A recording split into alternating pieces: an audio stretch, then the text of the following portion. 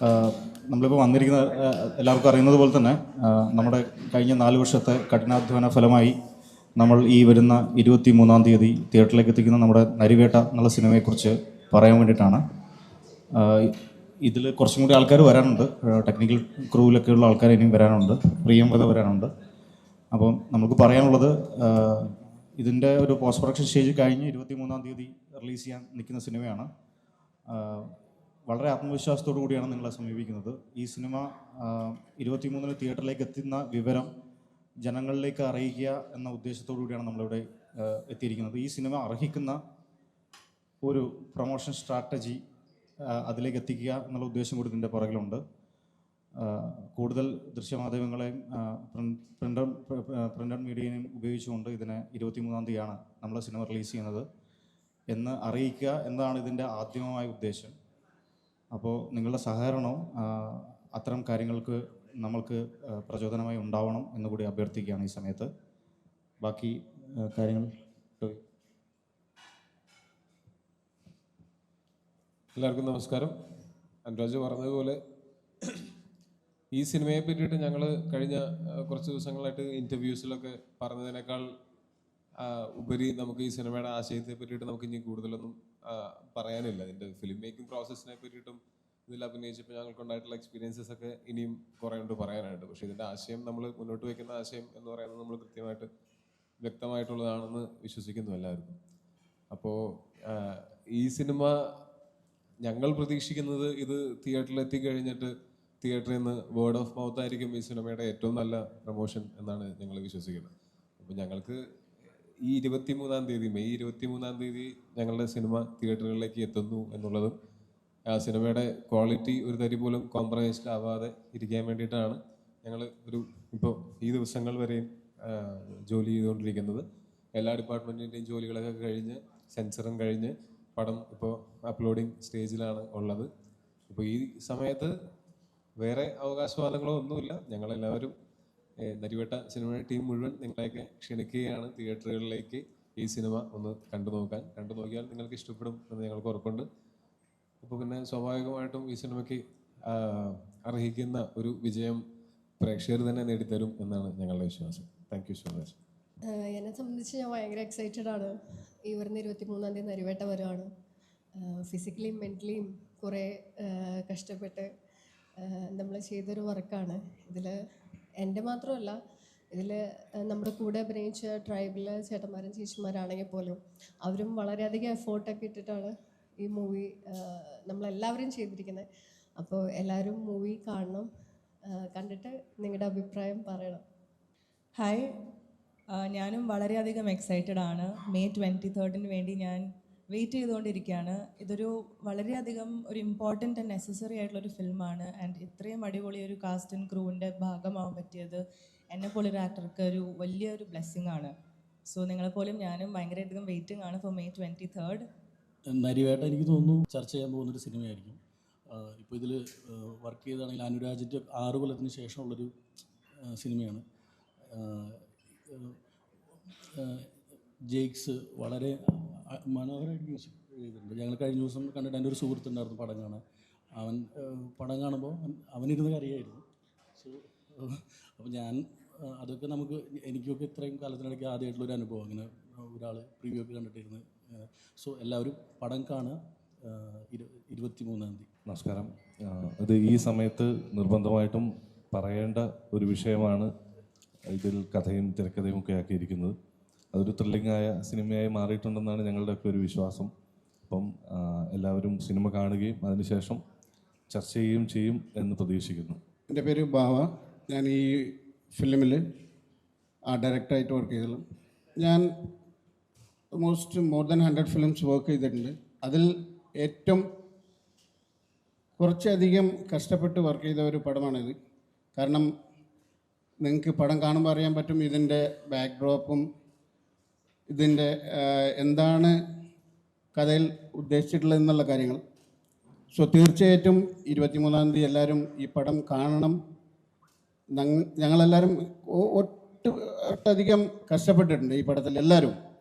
കാരണം കുറേ അധികം നടന്നു പോകേണ്ട ലൊക്കേഷൻസും കുറേ അധികം വണ്ടി പോവാത്ത സ്ഥലങ്ങളിലൊക്കെ ഞങ്ങൾ കയറി പറ്റി സെറ്റ് ഇടുകയും അവിടെ നമ്മളെ പോലെ ആർട്ടിസ്റ്റ് ടൂവിയൊക്കെ അവിടെ എത്തിപ്പെടുന്നത് വളരെ റിസ്ക് ആയിട്ടുള്ള സ്ഥലങ്ങളിലൊക്കെ പോയിട്ട് ഷൂട്ട് ചെയ്തിട്ടുണ്ട്. സോ എല്ലാവരും മസ്റ്റായിട്ട് വാച്ച് ചെയ്യണം. ഇതൊരു കോൺട്രവേഴ്സി ഉണ്ടോ എന്ന് ചോദിച്ചാൽ എനിക്കറിയില്ല. But it's A feel good movie. നമുക്ക് എല്ലാവർക്കും ഫീൽ ചെയ്യുന്ന ഒരു മൂവി ആയിരിക്കും എന്ന് വിചാരിക്കുന്നത്. Thank you. എല്ലാവർക്കും നമസ്കാരം. എൻ്റെ പേര് പ്രണവ് ടിയോഫൻ. മലയാളത്തിൽ ഇതെൻ്റെ രണ്ടാമത്തെ മൂവിയാണ്. മെയ് 23 നരിവേട്ട റിലീസാവുന്നു. നിങ്ങളെല്ലാവരെയും പോലെ തന്നെ വളരെ എക്സൈറ്റഡോടുകൂടി തന്നെയാണ് ഞാനും നരിവേട്ടയ്ക്ക് വെയിറ്റ് ചെയ്യുന്നത്. ആക്ച്വലി നരിവേട്ട എന്നെ സംബന്ധിച്ചിടത്തോളം എനിക്ക് വളരെ ഗോഡ്ഫുൾ ആൻഡ് ഗ്രേസ്ഫുൾ ആയിട്ടുള്ളൊരു സിനിമയായിരുന്നു. കാരണം സിനിമയിൽ അഭിനയിക്കാൻ ഉള്ള ആഗ്രഹമായിട്ട് ഒരുപാട് വർഷങ്ങൾ ഇതിൻ്റെ ബാക്കിൽ നടന്നിട്ട് ഇന്ന് ഇത്രയും വലിയൊരു ക്രൂവിൻ്റെ കൂടെ വർക്ക് ചെയ്യാൻ സാധിച്ചു എന്നതിൽ എനിക്ക് അതിയായ സന്തോഷമുണ്ട്. അതിന് സപ്പോർട്ട് ചെയ്യുന്ന മീഡിയയ്ക്ക് നിങ്ങൾക്കാണെങ്കിലും എൻ്റെ നന്ദി ഞാൻ രേഖപ്പെടുത്തിക്കൊള്ളുന്നു. ഇത് ഒരാളുടെ മാത്രം സിനിമയായിട്ട് ഞാൻ കണക്കാക്കുന്നില്ല. കാരണം ബാവക്ക പറഞ്ഞ പോലെ ഇതിൻ്റെ ബാക്കിൽ അത്രയും പേരുടെ കഷ്ടപ്പാടുണ്ട്.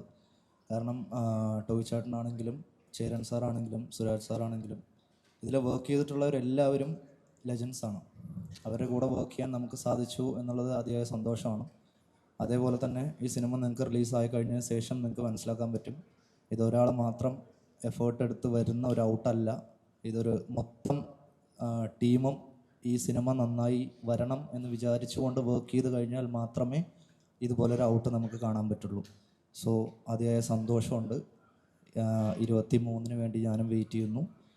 ദൈവം സഹായിച്ച് എല്ലാം നല്ല രീതിയിൽ നടക്കട്ടെ എന്ന് ഞാൻ പ്രാർത്ഥിക്കുന്നു. Thank you. ബാവൊക്കെ നേരത്തെ പറഞ്ഞ പോലെ നമ്മൾ കുറേയൊക്കെ കാട്ടിനകത്തൊക്കെ ആയിരുന്നു ഷൂട്ട്. ഞാനൊരു ഇൻ്റർവ്യൂവിൽ പറഞ്ഞിട്ടുണ്ടായിരുന്നു, ബാവൊക്കെയാണ് ഞങ്ങളുടെ കൂട്ടത്തിൽ ഞങ്ങളുടെ ഏറ്റവും സീനിയർ ആയിട്ടുള്ള ഏറ്റവും അങ്ങനെ we are looking up to him. അപ്പോൾ ഒരു ദിവസം രാവിലെ ഞാൻ ഷൂട്ടിന് വരുന്ന സമയത്ത് അപ്പോഴത്തേക്ക് അവിടെ ഓൾറെഡി കേൾക്കുന്ന വാർത്ത എന്ന് പറഞ്ഞാൽ ബാവൊക്കെ വീണു, കല്ലിൽ വഴിക്ക് വീണു, മുറിവുണ്ട്, അങ്ങനെയൊക്കെയാണ് കേട്ടത്. അപ്പോൾ ഞാൻ ലൊക്കേഷനിലേക്ക് പോകുന്ന വഴിക്ക് ചോദിക്കണം, എന്നിട്ട് എവിടെയാണ്, ആശുപത്രി കൊണ്ടുപോയേക്കാണോ, എവിടെയാണ്?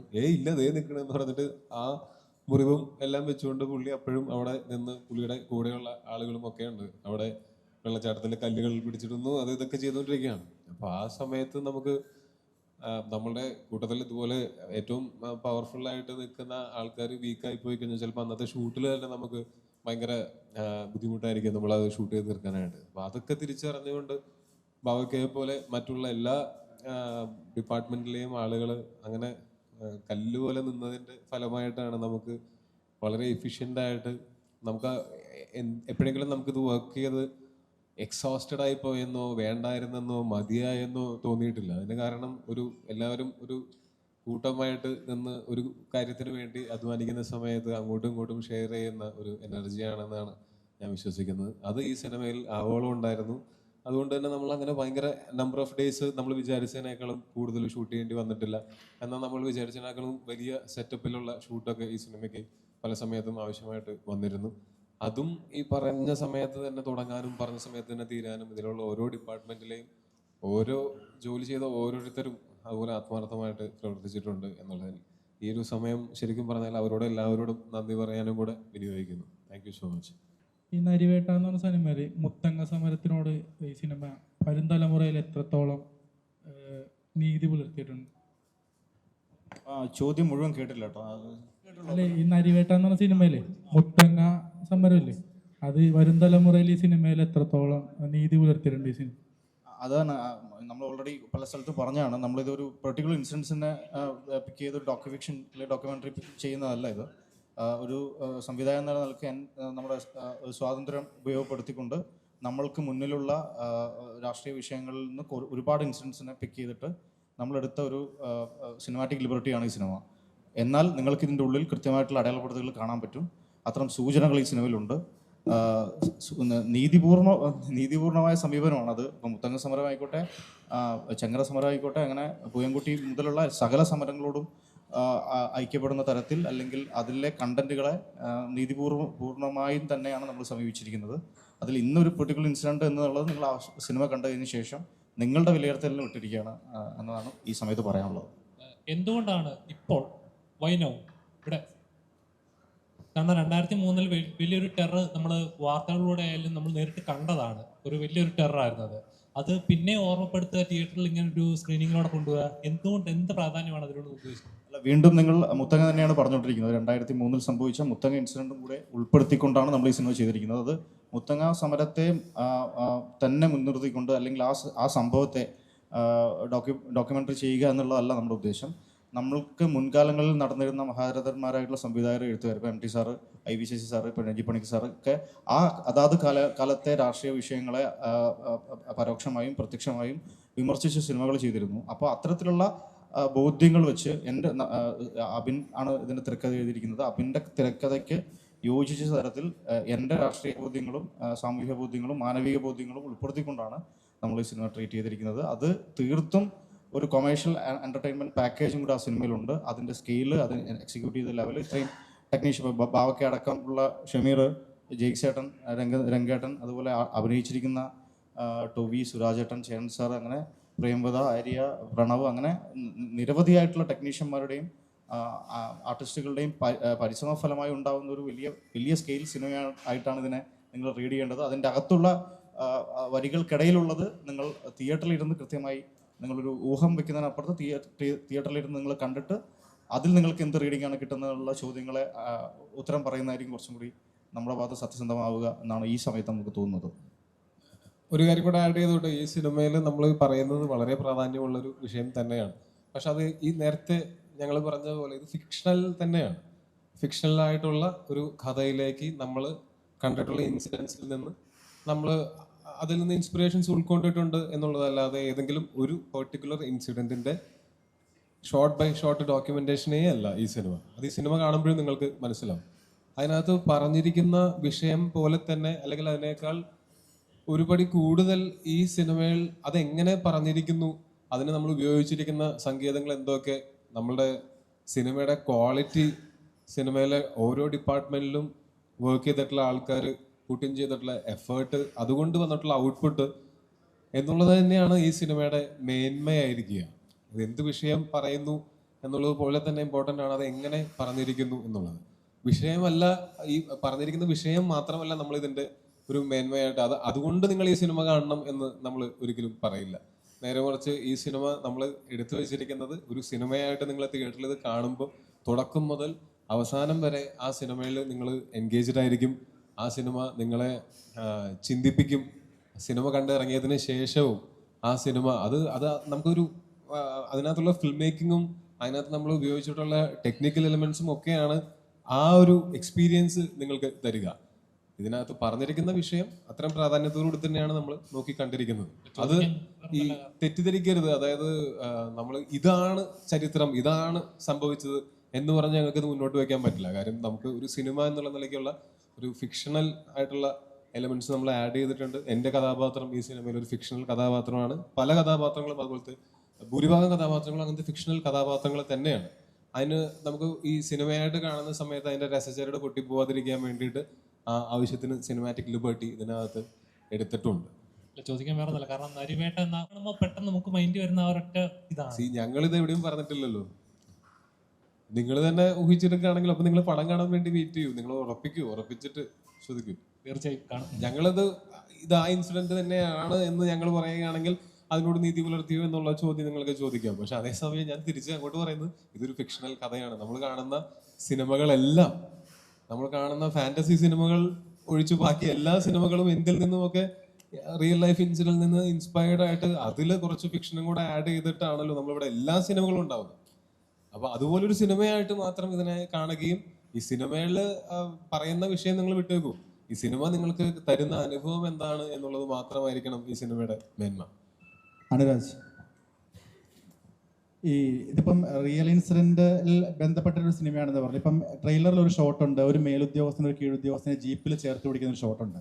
അപ്പോൾ അതൊരു 10-12 വർഷം മുമ്പ് സെൻകുമാർ സാർ അദ്ദേഹത്തിൻ്റെ കീഴുദ്യോഗസ്ഥനെ ഒരു കോളേജ് ഇഷ്യൂമായിട്ട് ബന്ധപ്പെട്ട് ചേർത്ത് പിടിക്കുകയും അത് ആ സെയിം പോലെ തന്നെയാണ് നമുക്ക് ഫീൽ ചെയ്ത്. പിറ്റേ ദിവസത്തെ പേപ്പറിലൊക്കെ അത് വളരെ ന്യൂസ് ആയിരുന്നു. ഇപ്പോൾ ഒരു സിനിമ എടുക്കുമ്പോൾ ഇപ്പം മുത്തങ്ങ ഇൻസിഡന്റ് പോലെ അതാണെന്ന് പറയുന്നില്ലെങ്കിൽ പോലും അതൊരു റിയൽ ഇൻസിഡന്റ് ആണ്. ഇപ്പോൾ ഈ കാണിച്ച ഒരു ഷോട്ട് നമുക്ക് പെട്ടെന്ന് റിലേറ്റ് ചെയ്യാൻ പറ്റും. ഇപ്പോൾ അനുരാജ് തന്നെ പറഞ്ഞു ഒന്നിൽ കൂടുതൽ റിയൽ ഇൻസിഡൻസ് കണക്ട് ചെയ്തിട്ടാണെന്നുള്ളത്. അപ്പോൾ നോർമലി നമ്മൾ കാണുന്നത് ഒരു റിയൽ ഇൻസിഡന്റിനെ ബേസ് ചെയ്ത ഒരു സിനിമ വരുന്നു. ഇതിപ്പോൾ ഒരു സിനിമയ്ക്കകത്ത് പല റിയൽ ഇൻസിഡൻസ് വരുമ്പോൾ എല്ലാത്തിനോടും എങ്ങനെ നമുക്ക് ഒരു ആസ് എ മേക്കർ നീതി പുലർത്താൻ പറ്റും? അല്ല, അത് ഇപ്പോൾ ഒരു ഇപ്പം നേരത്തെ നമുക്ക് മുൻപേ യാത്ര ചെയ്ത സിനിമകൾ പോലും ഒരു ഇൻസിഡൻറ്റിനെ തന്നെ അല്ല പൊർട്രേറ്റ് ചെയ്യാറ്. പല ഇപ്പോൾ ആ എഴുത്തുകാരൻ്റെ, ആ സംവിധായകൻ്റെ, അയാളുടെ കാഴ്ച, നേരത്തെ ഞാൻ പറഞ്ഞതുപോലെ അയാൾക്കുള്ളിലുള്ള രാഷ്ട്രീയ ബോധ്യങ്ങളും സാമൂഹിക ബോധ്യങ്ങളും ചിലപ്പോൾ അടയാളപ്പെടുത്താറുണ്ട്. ഇപ്പോൾ നിരവധി സിനിമകൾ തന്നെ എടുത്തു നോക്കിയാൽ നമുക്ക് എക്സാമ്പിൾ ഉണ്ട്. അത് കുറേ നീണ്ട നേരെയുണ്ട്, പറയാൻ പറ്റില്ല. ഇപ്പം നിങ്ങൾ ഈ പെർട്ടിക്കുലർ ഇൻസിഡൻറ്റ് പറഞ്ഞു, അത് നമ്മൾ ശരിക്കും പറഞ്ഞാൽ അത് അടയാളപ്പെടുത്തൽ തന്നെയാണ്. അത് ഏത് തരത്തിലാണെന്ന് വെച്ചാൽ പോലീസ് ഹൈറാർക്കിയിൽ നമ്മൾ കാണുന്ന ചിലപ്പോൾ അത് മാത്രമായിരിക്കണമെന്നില്ല, ചിലപ്പോൾ മറ്റു ചില വിഷ്വലും കൂടി ചിലപ്പോൾ ഉൾപ്പെടുത്തേണ്ടി വരും. അതുപോലെ തന്നെ മറ്റ് റീഡിങ്ങുകളൂടി സിനിമയിലുണ്ട് എന്നാണ് പറയുന്നത്. ഞാൻ പറഞ്ഞത് തുടക്കത്തിൽ അതാണ് പറഞ്ഞത്, ഈ സിനിമ നിങ്ങൾക്ക് പൂർണ്ണമായും എൻജോയ് ചെയ്യാൻ പറ്റുന്ന സംഘർഷങ്ങളുള്ള, കോൺഫ്ലിക്റ്റുകളുള്ള, ഇമോഷണൽ കണക്ഷനുള്ള കൃത്യമായി നമ്മൾ അടയാളപ്പെടുത്തിയിട്ടുള്ള സിനിമയാണ്. ആ കോൺഫിഡൻസിലാണ് നമ്മളിവിടെ വന്നിരിക്കുന്നത്, നിങ്ങളെ പ്രസ് മീറ്റിൽ എന്നുള്ള നിലക്ക് വന്നിരിക്കുന്നത്. പിന്നെ എന്നെ സംബന്ധിച്ചിട്ട് ആസ് എ ഫിലിം മേക്കർ, ഞാൻ ഇഷ്ക് എന്നുള്ള സിനിമ കഴിഞ്ഞിട്ട് ഞാൻ 6 വർഷത്തിന് ശേഷം ചെയ്യുന്ന സിനിമയാണ്. ടൊവി എൻ്റെ സുഹൃത്താണ്. എന്നെ സംബന്ധിച്ച് ടൊവി പോസ്റ്റ് പ്രൊഡക്ഷൻ സ്റ്റേജ് കഴിഞ്ഞ് പ്രിവ്യൂ കഴിഞ്ഞിട്ട് നമ്മൾ വന്നിരിക്കുന്നത്. ടൊവിയുടെ one of the best performance ആണ് സിനിമയിൽ. അതെനിക്ക് അഹങ്കാരത്തോടു കൂടി തന്നെ പറയാൻ പറ്റും. എന്നെ വിസ്മയിപ്പിച്ച ചില മുഹൂർത്തങ്ങൾ, എന്നെ കരയിപ്പിച്ച, എന്നെ ഇമോഷണലി ടച്ച് ചെയ്ത ഒരുപാട് മുഹൂർത്തങ്ങൾ സിനിമയിലുണ്ട്. ടൊവിയുടെ കരിയറിൽ തന്നെ അടയാളപ്പെടുത്താൻ പറ്റുന്ന ഒരു സിനിമയായി ഇത് മാറും എന്നത് പൂർണ്ണ വിശ്വാസത്തോടു കൂടി ഞാൻ പറയാണ്. ഇപ്പോൾ പിന്നെ അതിനകത്ത് എന്താണെന്ന് വെച്ചാൽ സത്യമായിട്ടും ഇത് അങ്ങനെയുള്ള കുറേ റിയൽ ഇൻസിഡൻസിനെ സിനിമയാക്കാൻ വേണ്ടിയിട്ട് എടുത്തിട്ടുള്ള സിനിമയല്ല. ഇത് ഈ സിനിമയ്ക്ക് കഥയും കഥാപാത്രമാണ് ആദ്യം ഉണ്ടായത്. പിന്നെയാണ് അതിൻ്റെ കഥ രൂപപ്പെട്ട് വരുന്ന സമയത്ത് ഇങ്ങനെയുള്ള പല റിയൽ ലൈഫ് ഇൻസിഡൻസിൽ നിന്നും ഇൻസ്പിറേഷൻസ് ഉൾക്കൊണ്ട് നമ്മൾ അത് ഈ കഥയിൽ ഉൾപ്പെടുത്തിയിട്ടുണ്ട് എന്നുള്ളതല്ലാതെ ഇത് പറയുക എന്നുള്ള ഒരു ഉദ്ദേശത്തോടു കൂടിയിട്ട് എടുത്ത അങ്ങനത്തെ ഒരു സിനിമയല്ല അത്. അപ്പോൾ നാളെ ഒരുപാട് പോലീസുകാർ എൻ്റെ അടുത്ത് സംസാരിച്ചപ്പോൾ ചോദിച്ച ഒരു കോമൺ ചോദ്യമുണ്ട്, ഈ സിനിമ ശരിക്കും പോലീസുകാർ നെഗറ്റീവായിട്ട് കാണിക്കുന്ന ഒരു സിനിമയായിരിക്കും? ഒരുപാട് പേർ, ഒന്നിലധികം പേര് എൻ്റെ അടുത്ത് ഇതേ ചോദ്യം ചോദിച്ചു. ഞാൻ പറഞ്ഞു അങ്ങനെ ആയിരിക്കില്ല, അങ്ങനെ ഒരു ഇതല്ല നമ്മൾ കേട്ടറിയുക, കഥ എനിക്ക് അറിയില്ല എന്ന് പറയുകയാണ്. അപ്പം ശരിക്കും ഇങ്ങനെ ഒരു റിയൽ ഇൻസിഡൻറ്റിൽ അഭിനയിക്കുമ്പോൾ, അല്ലെങ്കിൽ ഒരു മേക്കർ, ഇപ്പം നടൻ്റെ അടുത്തും സംവിധായകനും രണ്ടുപേർക്കും പറയാം, നമുക്ക് ഇതിനു മുന്നേ കണ്ടിട്ടുണ്ട് ഒരു രാഷ്ട്രീയപരമായ സിനിമ വരുമ്പോൾ അത് തടയാൻ, പ്രദർശനം തടയാൻ ഉൾപ്പെടെയുള്ള, അല്ലെങ്കിൽ ആ സിനിമയ്ക്ക് വിലങ്ങിടാൻ ഒരുപാട് പ്രഷറുകൾ വരുന്നതും അങ്ങനെ ഒരുപാട് ഇഷ്യൂസ് നമ്മൾ കണ്ടിട്ടുണ്ട്. അപ്പം ഇങ്ങനെ ഒരു സിനിമ വരുമ്പോൾ അങ്ങനെ എന്തെങ്കിലും ഒരു പ്രഷർ, ഇത് അഭിനയിക്കേണ്ടതോ അല്ലെങ്കിൽ ഇങ്ങനെ ഒരു സിനിമ വേണോ, അങ്ങനെ എന്തെങ്കിലും ഒരു പ്രഷർ ഉണ്ടായിട്ടുണ്ടോ? രണ്ടുപേർക്കും പറയാം. ഇപ്പം നടൻ എന്നുള്ള രീതിയിൽ ടൊവിക്ക് പിന്മാറണം, അങ്ങനെ എന്തെങ്കിലും? നമ്മളെന്താ വെച്ചാൽ ഇത് രാഷ്ട്രീയക്കാരും പോലീസ് ഉദ്യോഗസ്ഥരും ഡോക്ടർമാരും എഞ്ചിനീയർമാരും ഇതല്ലാതെ കൂലിപ്പണിക്കാരും ഒക്കെ വില്ലന്മാരും നായകന്മാരും സഹകഥാപാത്രങ്ങളുമായിട്ടുള്ള എത്രയോ സിനിമകൾ നമ്മൾ കണ്ടിരിക്കുന്നു. അപ്പോൾ അതിനെ നമ്മൾ ഇത് ഇന്ന ആളാണ് എന്ന് പറഞ്ഞ് നമ്മൾ പോയിന്റ് ഔട്ട് ചെയ്യുമ്പോഴാണ് അതിനകത്തൊരു ന്യായമില്ലായ്മ അല്ലെങ്കിൽ ഒരു നീതിയില്ലായ്മ സംഭവിക്കുന്നത്.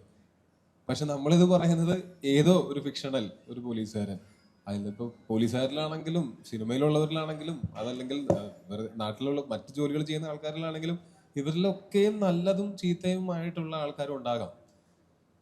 അത് ഏതെങ്കിലും ഒരു ജോലി ചെയ്യുന്ന എല്ലാവരും നല്ലവർ, ഏതെങ്കിലും ഒരു ജോലി ചെയ്യുന്ന എല്ലാവരും മോശപ്പെട്ടവർ എന്ന് നമുക്ക് പറയാൻ പറ്റുമോ? ജോലിയല്ല ഇതിന്റെ അടിസ്ഥാനം. ഇവര് സമൂഹത്തിൽ പെരുമാറുന്നതും ഇവരുടെ ഒരു സമൂഹത്തിനെ പറ്റിയിട്ടും രാഷ്ട്രീയത്തിനെ പറ്റിയിട്ടുള്ള ഒരു ബോധ്യം, ഇതൊക്കെയാണ് ഇവര് സഹജീവികളോടുള്ള ഇവരുടെ സ്നേഹം, അല്ലെങ്കിൽ ഇവർ ചെയ്യുന്ന എന്തെങ്കിലും കാര്യങ്ങൾ മറ്റുള്ളവരെ എങ്ങനെ എഫക്ട് ചെയ്യുന്നു, ഇതെല്ലാം വെച്ചിട്ടാണ് ഒരു മനുഷ്യൻ നല്ല മനുഷ്യനാണോ ചീത്ത മനുഷ്യനാണോ എന്നുള്ളത് നമ്മൾ തീരുമാനിക്കുകയും അതുപോലും ആപേക്ഷികമായിരിക്കും. ഇപ്പോൾ എനിക്ക് നല്ല ആളെന്ന് തോന്നുന്ന ഒരാൾ ചിലപ്പോൾ സുമേഷിന് ഒരു മോശം ആളായിട്ട് തോന്നുമായിരിക്കാം. കാര്യം ഇയാൾ എന്നോട് പെരുമാറുന്നതിൽ നിന്ന് വ്യത്യസ്തമായിട്ടായിരിക്കും അയാൾ സുമേഷിനോട് പെരുമാറുന്നത്. അപ്പം അതിൻ്റെ അർത്ഥം വ്യക്തികളെക്കാളും അവരുടെ സാഹചര്യങ്ങളാണ് ഒരാളെ നല്ല കാര്യങ്ങളും മോശം കാര്യങ്ങളൊക്കെ ചെയ്യിക്കുന്നതെന്ന് പലപ്പോഴും തോന്നിയിട്ടുണ്ട്. ഒരു മൊമെന്റിലുണ്ടാവുന്ന അവരുടെ ഒരു റിയാക്ഷൻ ആയിരിക്കാം ചിലപ്പോൾ അത് മറ്റുള്ളവർക്ക് അത് നല്ലതായിട്ട് ചീത്തയായിട്ടൊക്കെ തോന്നാവുന്നത്. അത് കാരണം കൊണ്ട് അങ്ങനെ ഏതെങ്കിലും ഒരു പെർട്ടിക്കുലർ സെറ്റ് ഓഫ് ആൾക്കാരെ, ഏതെങ്കിലും ജോലി ചെയ്യുന്ന ഒരാൾക്കാരെ പുകഴ്ത്തുക എന്നോ ഇകഴ്ത്തുക എന്നുള്ളൊരു ഉദ്ദേശം ഈ സിനിമയ്ക്ക് തീർച്ചയായിട്ടില്ല. അതുകൊണ്ട് തന്നെ ഞങ്ങൾക്ക് ഈ സിനിമ ചെയ്യുന്ന സമയത്ത് അങ്ങനെ ഒരു ടെൻഷനും ഉണ്ടാവേണ്ട കാര്യം ഉണ്ടായിരുന്നില്ല.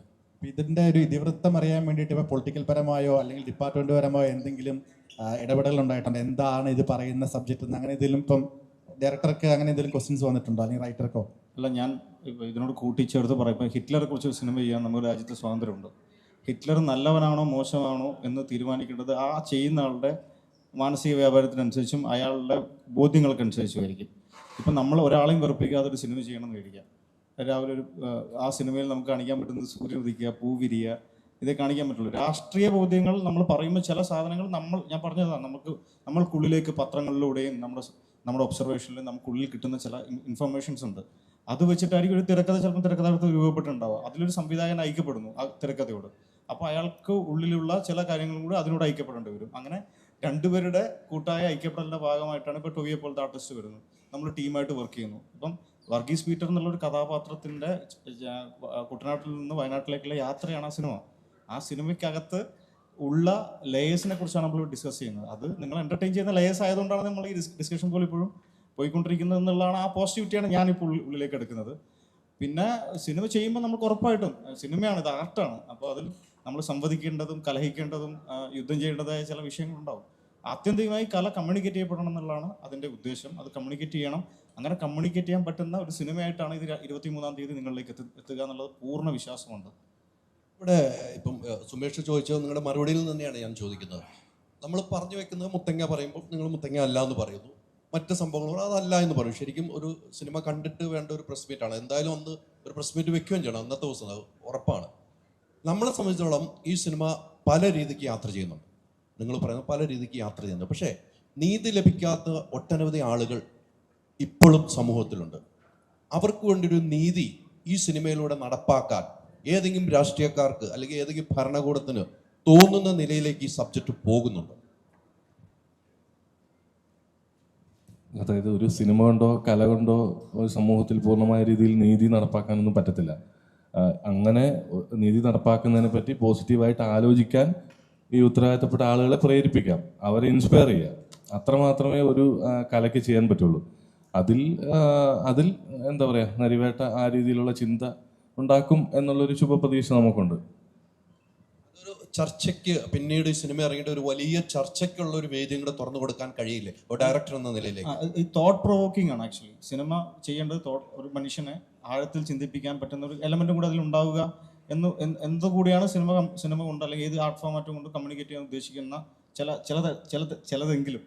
അപ്പോൾ ഈ സിനിമ കൊണ്ട് നമ്മൾ ഉദ്ദേശിക്കുന്നതും അത് തന്നെയാണ്. എവിടെയാണ് അടിച്ചമർത്തപ്പെട്ട ആൾക്കാർ ഇപ്പോഴുള്ളത്, അവരുടെ നീതി എവിടെ പോയി, അവരെക്കുറിച്ച് എന്താണ് ഇപ്പോൾ ചർച്ച ചെയ്യാത്തത്, അവർക്ക് പൂർണ്ണമായി നീതി കിട്ടുന്നുണ്ടോ, അവരുടെ ജീവിത ശൈലി എങ്ങനെയാണ്. ഇപ്പോൾ ആർല ഫാമിൻ്റെ കാര്യം ഞാൻ പറയാമല്ലോ. ആർല ഫാം എൻ്റെ വീടിൻ്റെ തൊട്ടടുത്തുള്ള സ്ഥലമാണ്. ആദിവാസി സെറ്റിൽമെൻറ്റ് ഫാമാണത്. അബിൻ്റെ വീടിൻ്റെ തൊട്ടടുത്താണ്. 16 പേരെ കൊന്ന ഒരു ആന അതിൻ്റെ അകത്തുണ്ട്. കഴിഞ്ഞ 4 മാസം മുൻപ് ഒരു ദമ്പതികളെ ആന ചവിട്ടിക്കൊന്നു. അത് ഇവിടെ എത്ര മാധ്യമങ്ങളിൽ നോട്ട് ചെയ്യപ്പെട്ടൊരു വാർത്തയായിട്ട് വന്നിട്ടുണ്ട്. അപ്പം എവിടെയാണ് ചില സമൂഹങ്ങളെ നമ്മൾ മാർക്ക് ചെയ്യപ്പെടുന്നത്? ചില സമൂഹങ്ങൾ മുന്നോട്ട് വരുന്നുണ്ടോ? മുന്നോട്ട് വരണമെങ്കിൽ നമ്മൾ എന്ത് ചെയ്യണം? അവരെ നമ്മളെപ്പോലെ ആക്കുവാണോ? നമ്മളെപ്പോലെ വസ്ത്രം, നമ്മളെപ്പോലെ പാർപ്പിടം, നമ്മളെപ്പോലുള്ള ആഹാര രീതികൾ അതാണോ? അല്ലെങ്കിൽ തനതായി അവരെ അങ്ങനെ തന്നെ നിലനിർത്തിക്കൊണ്ട് അവർക്കുള്ള ഒരു എക്കോസിസ്റ്റം ബിൽഡ് ചെയ്യുകയാണോ വേണ്ടത്? ഇതൊക്കെ ചർച്ച ചെയ്യേണ്ടത് എവിടെയാണ്? ഇത് ചൂണ്ടിക്കാണിക്കാനേ ആർട്ടിന് പറ്റുള്ളൂ. ഇത് തീരുമാനം എടുക്കേണ്ടതും അതിൽ നീതി നടപ്പാക്കേണ്ടതും അതാത് സംവിധാനങ്ങളാണ്. അതാണ് സിനിമയുടെ ഒരു ഉദ്ദേശം. 2 ഭരണകൂടമാണല്ലോ ഇപ്പം കേരളത്തിലെ LDF UDF 2 ഭരണകൂടങ്ങളുടെ ഭരണത്തിലാണ് ഈ സംഭവങ്ങളെല്ലാം നടക്കുന്നത്. ഇപ്പം നമ്മൾ ഇന്ന് കാണിക്കുന്ന പല സംഭവങ്ങളും ഒരേ ഭരണത്തിന്റെ കീഴിൽ വരുമ്പോഴാണ് നടക്കുന്നത്. അത്തരമൊരു രാഷ്ട്രീയ ചർച്ച, രാഷ്ട്രീയ വേദിയിലേക്കും കൂടെ ഈ സിനിമ കടന്നു ചെല്ലില്ലേ? ചില കഥകളിലേക്ക് ഇത് എത്തണം എന്നുള്ളത് സിനിമകൾ കമ്മ്യൂണിക്കേറ്റ് ചെയ്യുന്നത് പോലെ തന്നെ. ഏറ്റവും പ്രധാനം എന്ന് പറഞ്ഞു കഴിഞ്ഞാൽ നമ്മൾ ഈ സിനിമയിൽ പറയുന്ന കാര്യങ്ങൾ കാണുകയും മനസ്സിലാക്കുകയും അതിനെപ്പറ്റി കൂടുതൽ ചിന്തിക്കുകയും സംസാരിക്കുകയും ഒക്കെ ചെയ്യേണ്ടത് സാധാരണക്കാരായിട്ടുള്ള ജനങ്ങളാണ്. കാര്യം സാധാരണക്കാരായിട്ടുള്ള ജനങ്ങളാണ് ഈ പറയുന്ന ഗവൺമെൻറ്റിനെ ഉണ്ടാക്കുന്നതും എല്ലാത്തിൻ്റെയും. അങ്ങനെ ഒരു ഭയങ്കരമായിട്ടുള്ള പവർ സാധാരണക്കാരായിട്ടുള്ള ജനങ്ങളുടെ കയ്യിലാണുള്ളത്. അപ്പോൾ നമ്മൾ മറ്റുള്ളവർക്ക് സംഭവിക്കുന്നത് എനിക്ക് സംഭവിക്കുന്നത് വരെയും അതിനെ ബാധിക്കാത്ത കാര്യമാണ്. മറ്റൊരാൾക്ക് എതിരെ ഒരു അതിക്രമം, ഒരു അടിച്ചമർത്തൽ ഒക്കെ നടക്കുന്ന സമയത്ത് അത് എന്നിലേക്ക് എത്തുന്നത് വരെ മിണ്ടാതിരിക്കുക എന്ന് പറയുന്നത് അത് വളരെ കൺവീനിയൻ്റ് ആയിട്ടുള്ളൊരു കാര്യമാണ്.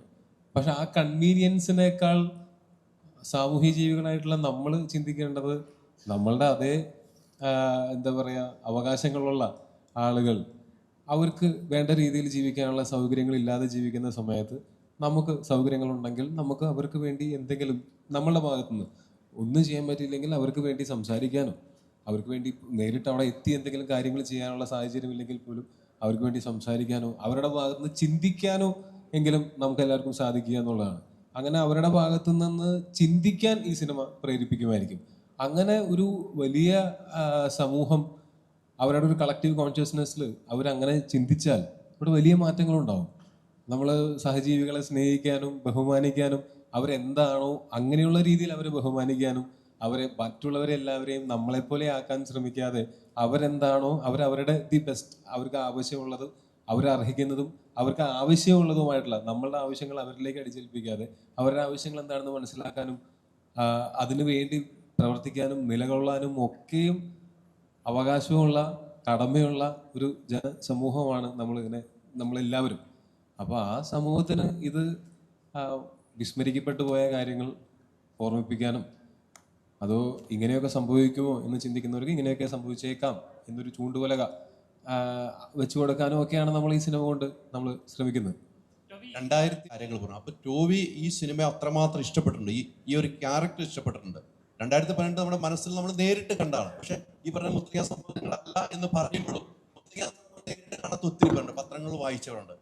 ഇപ്പൊ ഈ കൂടെ ഇരിക്കുന്നവരൊന്നും പത്രം പോലും വായിക്കാത്ത ചില എൻ്റെ സഹപ്രവർത്തന പ്രായത്തിൻ്റെ ഇതാണ് ഞാൻ പറയുന്നത്. ആ സംഭവം ടോബി അഭിനയിക്കുമ്പോൾ നല്ല റിസ്ക് തന്നെയായിരുന്നു എന്ന് എനിക്ക് തോന്നുന്നു. അല്ലെങ്കിൽ കണ്ണ് നനയില്ല. ഷമീർ ഇപ്പോൾ പറയാണ് അവിടെ ഇന്നലെ വന്ന് കണ്ടു കഴിഞ്ഞപ്പോൾ അവരുടെ ഒരു കണ്ണ് നിറഞ്ഞു എന്ന് പറയുമ്പോൾ ആ മാതിരി ഒരു സീൻ ആയിരിക്കുമല്ലോ ടോബി. അത് നമ്മൾ കാണാനുള്ള ആകാംക്ഷ കൊണ്ട് ചോദിച്ചാണ് കേട്ടോ. അതെ, അത് നമ്മൾ അതും ഈ പറഞ്ഞ പോലെ ദാ വരുന്നു എന്ന് പറഞ്ഞിട്ട് ബിൽഡപ്പ് കൊടുത്തു കഴിഞ്ഞാൽ ചിലപ്പോൾ കാണുമ്പോൾ ഇതാണോ എന്ന് തോന്നിയേക്കാം. അതുകൊണ്ട് ഞാൻ എൻ്റെ പെർഫോമൻസിനെ ഞാൻ തന്നെ അങ്ങനെ വിലയിരുത്താറില്ല. അങ്ങനെ വിലയിരുത്തുന്നതിൽ കാര്യമില്ല. അത് നമ്മൾ ചെയ്യുന്ന സമയത്ത് എൻ്റെ വാലിഡേഷൻ, ഞാൻ ആഗ്രഹിക്കുന്ന വാലിഡേഷൻ എന്ന് പറയുന്നത് എൻ്റെ സംവിധായകനാണ് എൻ്റെ ഏറ്റവും പ്രധാനപ്പെട്ട ആദ്യത്തെ ഓഡിയൻസ്. ആ സംവിധായകനും എഴുത്തുകാരനുമാണ് ഈ കഥാപാത്രത്തിനെ സൃഷ്ടിച്ചത്. അപ്പോൾ അവർ ഇതിൽ സംതൃപ്തരാണോ, അവരാഗ്രഹിച്ച പോലെ അവരാഗ്രഹിച്ചതിനേക്കാൾ ഒരു പടിയെങ്കിലും മുകളിൽ ഇവർക്ക് എൻ്റെ പെർഫോമൻസ് കൊടുക്കാൻ പറ്റുമോ എന്നായിരിക്കും ഞാൻ ഓരോ സീൻ ചെയ്യുന്നതിന് മുമ്പ് ചിന്തിക്കുക. അപ്പോൾ ഈ സിനിമ ചെയ്യുന്ന സമയത്ത് ഇത് എൻ്റെ ക്യാരക്ടറും നല്ല ഒരു ക്യാരക്ടർ ആർക്കുള്ള പലതരം ഇമോഷൻസ് പോർട്രേ ചെയ്യേണ്ടതായിട്ടുള്ള ഒരു ക്യാരക്ടറായിരുന്നു. നമ്മൾ തുടക്കം മുതൽ അവസാനം വരെയും ആ ക്യാരക്ടറിൻ്റെ ഒരു ഇമോഷണൽ ഗ്രാഫും നമ്മൾ അങ്ങനെ തന്നെയാണ് ചിന്തിച്ചിട്ടുള്ളത്. അപ്പോൾ ഇതിൻ്റെ കഥ വായിച്ച സമയം മുതലേ ഞാൻ വളരെ എക്സൈറ്റഡ് ആയിരുന്നു ഈ സിനിമേനെ വെയിറ്റ് ചെയ്തുകൊണ്ടിരുന്നത്. മറ്റു സിനിമകൾ ചെയ്ത് ഈ സിനിമയ്ക്ക് വേണ്ടിയിട്ട് നമ്മൾ അലോക്കേറ്റ് ചെയ്തിട്ടുള്ളൊരു സമയം വരെയും ഈ സിനിമയെ പറ്റി ഞാൻ ചിന്തിക്കാതിരുന്നിട്ടില്ല, സംസാരിക്കാതിരുന്നിട്ടില്ല. അതുവരെയും എപ്പോഴൊക്കെ ഞാനും അനുരാജും സംസാരിക്കുന്നുണ്ടോ അപ്പോഴൊക്കെ നമ്മൾ ആ സീനില്ലേ, ഈ സീനിൽ നമുക്ക് ഇങ്ങനെ ചെയ്യാം, ആ സീനിൽ നമുക്ക് അങ്ങനെ ചെയ്യാം എന്നൊക്കെ പറഞ്ഞിട്ട് അന്ന് മുതലേ വർഷങ്ങളായിട്ട് നമ്മൾ ഇതിൻ്റെ ഡിസ്കഷൻസിലൊക്കെ ഇതിൻ്റെ ചർച്ചകൾ നടക്കുന്നുണ്ട് എല്ലാ ദിവസവും. അപ്പോൾ ആ സമയത്ത് വയനാടായിരുന്നു ഷൂട്ട്. ഞാൻ എല്ലാത്തിൽ നിന്നും ഡിറ്റാച്ച്ഡ് ആയിട്ട് ഷൂട്ട്, പിന്നെ എൻ്റെ അവിടുത്തെ വയനാട്ടിലുള്ള ചെറിയ മലകയറ്റവും അവിടുത്തെ സുഹൃത്തുക്കളുമായിട്ടുള്ള സമയം സ്പെൻഡ് ചെയ്യുന്നതും അങ്ങനെയൊക്കെ തന്നെ ആയിരുന്നുണ്ടായിരുന്നു. ഞാൻ വീട്ടിലേക്ക് തന്നെ അതിൻ്റെ ഇടയ്ക്ക് വന്നിരിക്കുന്നത് വളരെ ചുരുക്കമാണ് ഈ വയനാട് ഷൂട്ട് ചെയ്യുന്ന സമയത്ത്. അപ്പോൾ ആ സമയത്ത് നമ്മൾ നല്ല ഏകാഗ്രതയും ഒക്കെ ആയിരിക്കും. സമയത്തിന് ഉറങ്ങുന്നു, സമയത്തിന് എഴുന്നേൽക്കുന്നു, മറ്റൊരു കാര്യങ്ങളിലേക്കും നമ്മൾ ഡിസ്ട്രാക്റ്റഡ് ആവുന്നില്ല. നമ്മൾ ഇതിലേക്ക് മാത്രമായിട്ടാണ് നമ്മൾ നിൽക്കുന്നത്. അപ്പം അങ്ങനെയൊക്കെ ചെയ്യുന്ന സമയത്ത് നമ്മൾ അതും ഈ കഥാപാത്രത്തിൻ്റെ ഷൂസിൽ നിന്ന് ചിന്തിക്കേണ്ടി വരും. നമ്മൾ ഒരു ഇത്ര ഇൻറ്റൻസ് ആയിട്ടുള്ള ഒരു കഥാപാത്രം ചെയ്യുന്ന സമയത്ത് അപ്പം നമ്മൾ ഒരു ടൊവിനോ തോമസ് ആയിട്ട് നിന്നിട്ട് ഞാൻ ചിന്തിച്ചാൽ എനിക്ക് മനസ്സിലാവാത്ത കാര്യങ്ങൾ ആ കഥാപാത്രത്തിൻ്റെ സാഹചര്യത്തിൽ നിന്ന് ചിന്തിച്ചു കഴിഞ്ഞാൽ മനസ്സിലാക്കാൻ പറ്റും. നമ്മൾ ഓരോ സിറ്റുവേഷൻസും ഓരോ സാഹചര്യങ്ങൾ വരുമ്പോഴാണ് നമ്മളുടെ ചിന്തകളിൽ തന്നെ നമ്മൾ പുതിയ പുതിയ കാര്യങ്ങൾ മനസ്സിലാക്കുന്നത്. ചെറുപ്പം മുതൽ നമ്മൾ വളർന്നു വരുമ്പോൾ ഒക്കെയും. അപ്പോൾ ഇപ്പോൾ അതുപോലെ എന്നിട്ട് അത് നമ്മൾ സ്ക്രീനിൽ അവതരിപ്പിക്കുമ്പോൾ നമ്മൾ ശരിക്കും കരയുമ്പോഴും സിനിമയിൽ അഭിനയിക്കുന്ന സമയത്ത് കരയുമ്പോഴും ഒരേ മസിൽസ് തന്നെയാണ് ചലിപ്പിക്കപ്പെടുന്നത്. ഒരേ ടിയർ ഗ്ലാൻഡിൽ നിന്ന് തന്നെയാണ് ഈ കണ്ണീര് വരുന്നത്. നമ്മൾ ഗ്ലിസറിൻ ഇടാതെയും നമുക്ക് കരയാൻ പറ്റും. നമ്മുടെ ഈ സിറ്റുവേഷൻസ്, സിനിമയിലെ സിറ്റുവേഷൻസ് ഭയങ്കര ആത്മാർത്ഥമാണെങ്കിൽ നമ്മൾ സിനിമ കണ്ട് കരയുന്ന ആൾക്കാരല്ലേ. ഞാൻ പുസ്തകം വായിച്ചിട്ട് അതിനകത്തൊരു ഇമോഷണൽ സീക്വൻസ് വന്നാലും എൻ്റെ കണ്ണൊക്കെ നിറയുന്ന ആളാണ്. അപ്പോൾ അത് ഞാൻ അവതരിപ്പിക്കുമ്പോൾ സ്വാഭാവികമായിട്ടും അത് കുറച്ചും കൂടെ കൂടുതൽ എൻ്റെ ഉള്ളിലേക്ക് കയറുമല്ലോ. അപ്പോൾ അങ്ങനെ ഉണ്ടായിട്ടുള്ള സമയങ്ങളുണ്ട്. എനിക്ക് ഭയങ്കര അത് സിനിമ കാണുന്ന പ്രേക്ഷകർക്ക് അതേപോലെ തന്നെ അത് ഫീൽ ചെയ്യുമോ എന്നൊന്നും എനിക്കറിയില്ല. പക്ഷെ എനിക്ക് പേഴ്സണലി ഒരു സീൻ ചെയ്തുകൊണ്ടിരിക്കുന്ന സമയത്ത് അത് ഇച്ചിരി ലോങ് ടേക്ക് ആയിരുന്നു. സിനിമയിൽ വരുമ്പോൾ അത് എഡിറ്റ് ചെയ്തിട്ട് കട്ടായിട്ടായിരിക്കും, അതിനിടയ്ക്ക് വേറെ ഷോട്ടുകളൊക്കെ ഉണ്ടാവും. പക്ഷെ നമ്മളൊരു മാസ്റ്റർ ഷോട്ട് പോലെ നമ്മളൊരു ദിവസം രാവിലെ വന്ന് പ്രിപ്പയർഡ് ആയിട്ട്, അപ്പോൾ അന്ന് ഞാനും ആ മൂഡിലായിരുന്നു. മൊത്തം ക്രൂവും കുറച്ച് സൈലൻ്റ് ആയിരുന്നു. അന്ന് എടുക്കാൻ പോകുന്ന സീൻ ഇതാണെന്ന് അറിയാവുന്ന കാരണം കൊണ്ട് അങ്ങനെ വന്നത് നമ്മൾ ഈ സീൻ പെർഫോം ചെയ്ത് ത്രൂ ഔട്ട് പെർഫോം ചെയ്ത് കഴിഞ്ഞപ്പോൾ അനുരാജ് സാധാരണ കട്ട് എന്ന് പറഞ്ഞിട്ട് കട്ട്. അപ്പോൾ ഈ കട്ട് കണ്ടപ്പോൾ നമുക്ക് അനുരാജിൻ്റെ ശബ്ദമെടറി എന്ന് പറയുന്ന സമയത്ത് എനിക്കത് അവിടെ സ്പോട്ടിൽ വെച്ചിട്ട് PWD എനിക്ക് അവാർഡ് തന്നു, നീ ഹനുമാനല്ല സുലൈമാൻ അല്ല ഹനുമാനാണെന്ന് പറയുന്ന പോലത്തെ ഒരു എക്സ്പീരിയൻസ് ആണ് എനിക്കുണ്ടായത്. അതാണ് നമ്മളിത് സിനിമ ഇറങ്ങിയതിന് ശേഷം വരുന്ന റെസ്പോൺസുകളേക്കാൾ ഓൺ ദ സ്പോട്ടിൽ വരുന്ന പെർഫോമൻസ്, ചില സമയത്ത് അങ്ങനത്തെ കയ്യടികളൊക്കെ കിട്ടുമ്പോൾ അതാണ് ആസ് എൻ ആക്ടർ നമുക്ക് ഏറ്റവും എടുക്കാൻ പറ്റുന്ന ഒരു കാര്യം. അനുരാജ് എൻ്റെ സുഹൃത്താണ്, അനുരാജ് ആ സിനിമയുടെ സംവിധായകനാണ്. അതുകൊണ്ട് ചിലപ്പോൾ അനുരാജിന് കുറച്ചും കൂടി ഇമോഷണലി ഇതിൽ ഇൻവെസ്റ്റഡ് ആയതുകൊണ്ടായിരിക്കാം ആ സമയത്ത് എൻ്റെ പെർഫോമൻസ് കണ്ടിട്ട് കരച്ചിൽ വന്നത്. അതുപോലെ തന്നെ പ്രേക്ഷകർക്കും ഉണ്ടാവണമെന്ന് നമുക്ക് വാശി പിടിക്കാൻ പറ്റില്ല. പക്ഷെ എനിക്ക് പേഴ്സണലി അത് ഭയങ്കര ഊർജ്ജമായിരുന്നു. അത് തന്നെയാണല്ലോ ഒരു അപ്രിസിയേഷനാണ് ഒരു കലാകാരനെ സംബന്ധിച്ചിടത്തോളം ഏറ്റവും വലിയ ഒരു ഫ്യൂവൽ എന്ന് പറയുന്നത്, മുന്നോട്ട് പോകാൻ പ്രേരിപ്പിക്കുന്നത്. അത് അങ്ങനെയുള്ള കുറേ എക്സ്പീരിയൻസസ് ഈ സിനിമയിലുണ്ടായിരുന്നു. ഓരോ സീനുകളും ഞാൻ വളരെ എക്സൈറ്റഡ് ആയിട്ട് തന്നെ, പ്രിപ്പയർഡ് ആയിട്ട് തന്നെ ചെയ്യാനായിട്ട്, അതിനുള്ള എന്താ പറയുക, ഞാനങ്ങനെ വീട്ടിൽ നിന്ന് എഴുതിക്കൊണ്ട് വന്നിട്ട് പ്രിപ്പയർ ചെയ്യുന്ന അങ്ങനെയല്ലല്ലോ. ഇവർ എനിക്ക് അതിനുള്ള അത്രയും ഇൻപുട്സ് തന്നിട്ടുണ്ടായിരുന്നു. ഇവർ തന്ന ആ സ്ക്രിപ്റ്റിൽ, ആ ടെക്സ്റ്റിലുണ്ടായിരുന്നു ഏതൊക്കെ രീതിയിൽ ചെയ്യാം എന്നുള്ളത്. അതിനുശേഷം ഞങ്ങളുടെ ഡിസ്കഷൻസിൽ ഞങ്ങൾ ഈ ക്യാരക്ടറിനെ ഡിസൈൻ ചെയ്ത് വെച്ചിട്ട് ഞാൻ ഈ ക്യാരക്ടർ അപ്പോൾ ഈ സിറ്റുവേഷനിൽ ഇങ്ങനെയായിരിക്കും പെരുമാറുന്നതെന്ന് മനസ്സിൽ ചെറിയൊരു ധാരണയുണ്ടാവും.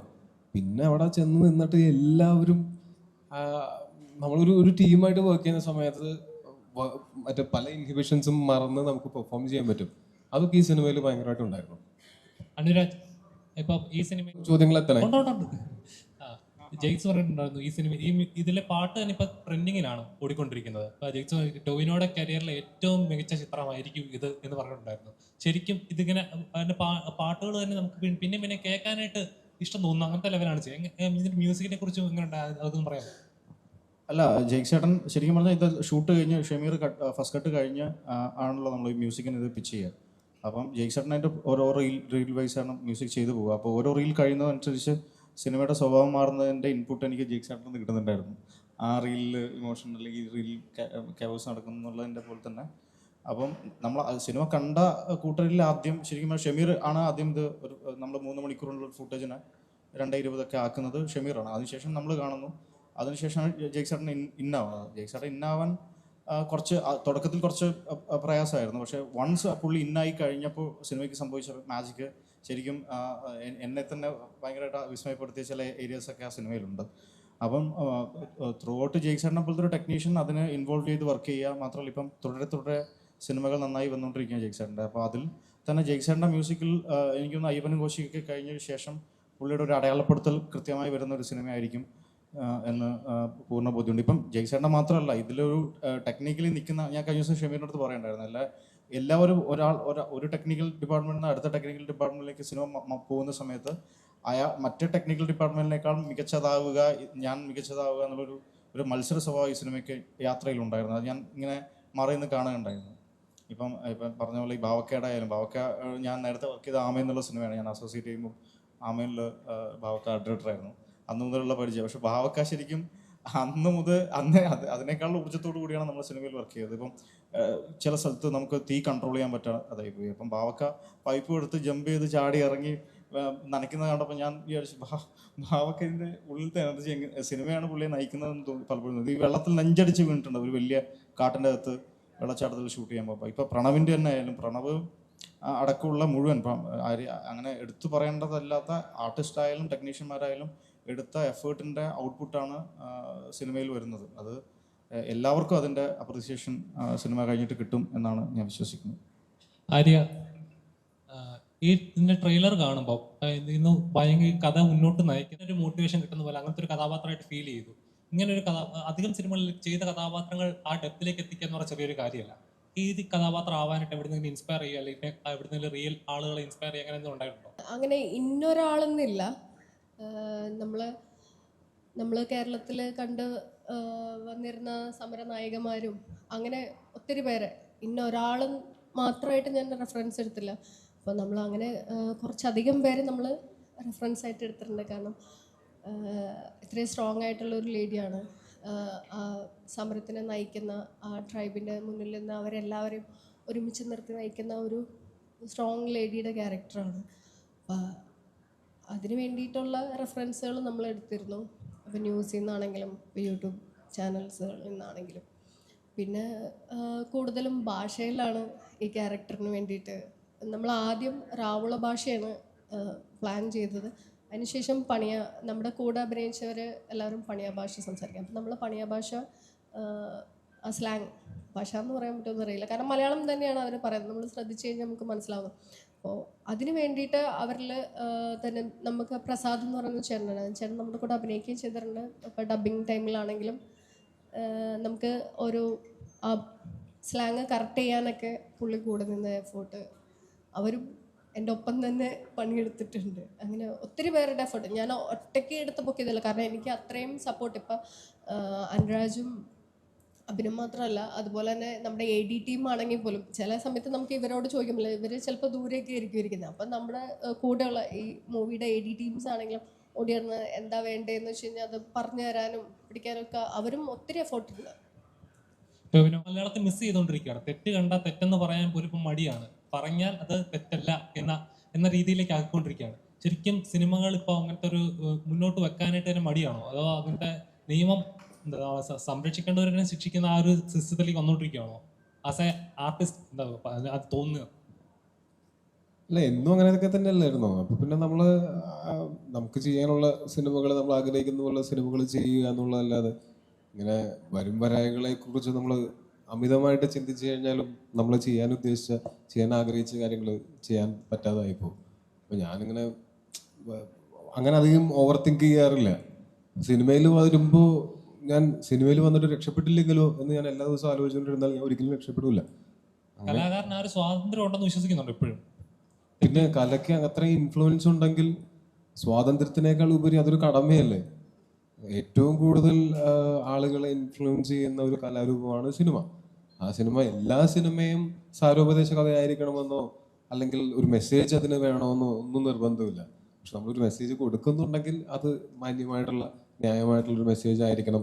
ചുരുങ്ങിയ വർഷം നമുക്കെങ്കിലും അത് ശരിയെന്ന് തോന്നണം എന്നുള്ളത് ശരി തന്നെയാണ്. പക്ഷെ ഇതങ്ങനെ പറഞ്ഞല്ലോ, ഇതങ്ങനെ ഒരു സാരോപദേശം അങ്ങനത്തെ സിനിമയും അല്ല. ഈ സിനിമയിൽ നമ്മൾ പറയുന്നതിൽ ഈ കഥാപാത്രത്തിന്റെ മാനസിക സംഘർഷങ്ങളും ഇയാൾ കാണുന്ന കാഴ്ചകളും അത് ഇയാളിൽ വരുന്ന മാറ്റങ്ങളും ഒക്കെ വെച്ച് നല്ലൊരു സിനിമയ്ക്കുള്ള സ്കോപ്പ് അതിനകത്ത് ഓൾറെഡി ഉണ്ട്. അപ്പൊ ആ സിനിമ കാണാനാണ് ഞങ്ങൾ നിങ്ങളെ തിയേറ്ററിലേക്ക് ക്ഷണിക്കുന്നത്. ബാക്കിയെല്ലാം നിങ്ങളുടെ അസംഷൻസ് ആണ്. നിങ്ങൾക്ക് അതിൽ നിന്ന് എന്ത് മനസ്സിലായി എന്നുള്ളത്, ഒരു സിനിമ കണ്ടിട്ട് രണ്ടർത്ഥത്തിൽ ആ സിനിമ മനസ്സിലാക്കിയിട്ടുള്ള ആൾക്കാരൊക്കെ ഉണ്ടാവാം. അല്ലെങ്കിൽ കാണുന്നവരുടെ മാനസികാവസ്ഥ അനുസരിച്ച് അവർക്ക് പലതരത്തിൽ ഈ സിനിമേനെ ഉൾക്കൊള്ളാനുള്ള കഴിവനുസരിച്ചിരിക്കും. അപ്പോൾ ഈ സിനിമ ചെയ്യുന്ന സമയത്ത് നമുക്ക് അങ്ങനെ നമ്മൾ എന്തായാലും ഇതുകൊണ്ട് ഏതെങ്കിലും ഒരു പെർട്ടിക്കുലർ ആൾക്കെതിരെ പോയിന്റ് ഏതെങ്കിലും വിരൽ ചൂണ്ടുകയാണെങ്കിൽ ആ വിരൽ എൻ്റെ അടക്കമുള്ള ആളുകളുടെ നേരെ ചൂണ്ടിക്കൊണ്ട് തന്നെയാണ് ഒരു ആശയം നമുക്ക് ഇതിനകത്ത് പറയാൻ പറ്റുള്ളൂ. നമ്മളെല്ലാവരും പല രീതിയിൽ പ്രിവിലേജ്ഡ് ആയിട്ടുള്ള ആൾക്കാരാണ്. നമ്മളെപ്പോഴും പക്ഷെ നമ്മുടെ മുകളിലേക്ക് മാത്രം നോക്കുള്ളൂ. നമ്മളെക്കാൾ പ്രിവിലേജ് ഉള്ളവരെ മാത്രമേ നമ്മൾ ശ്രദ്ധിക്കുകയുള്ളൂ. നമ്മളെക്കാൾ പ്രിവിലേജ് കുറഞ്ഞവരും ഉണ്ടാവും.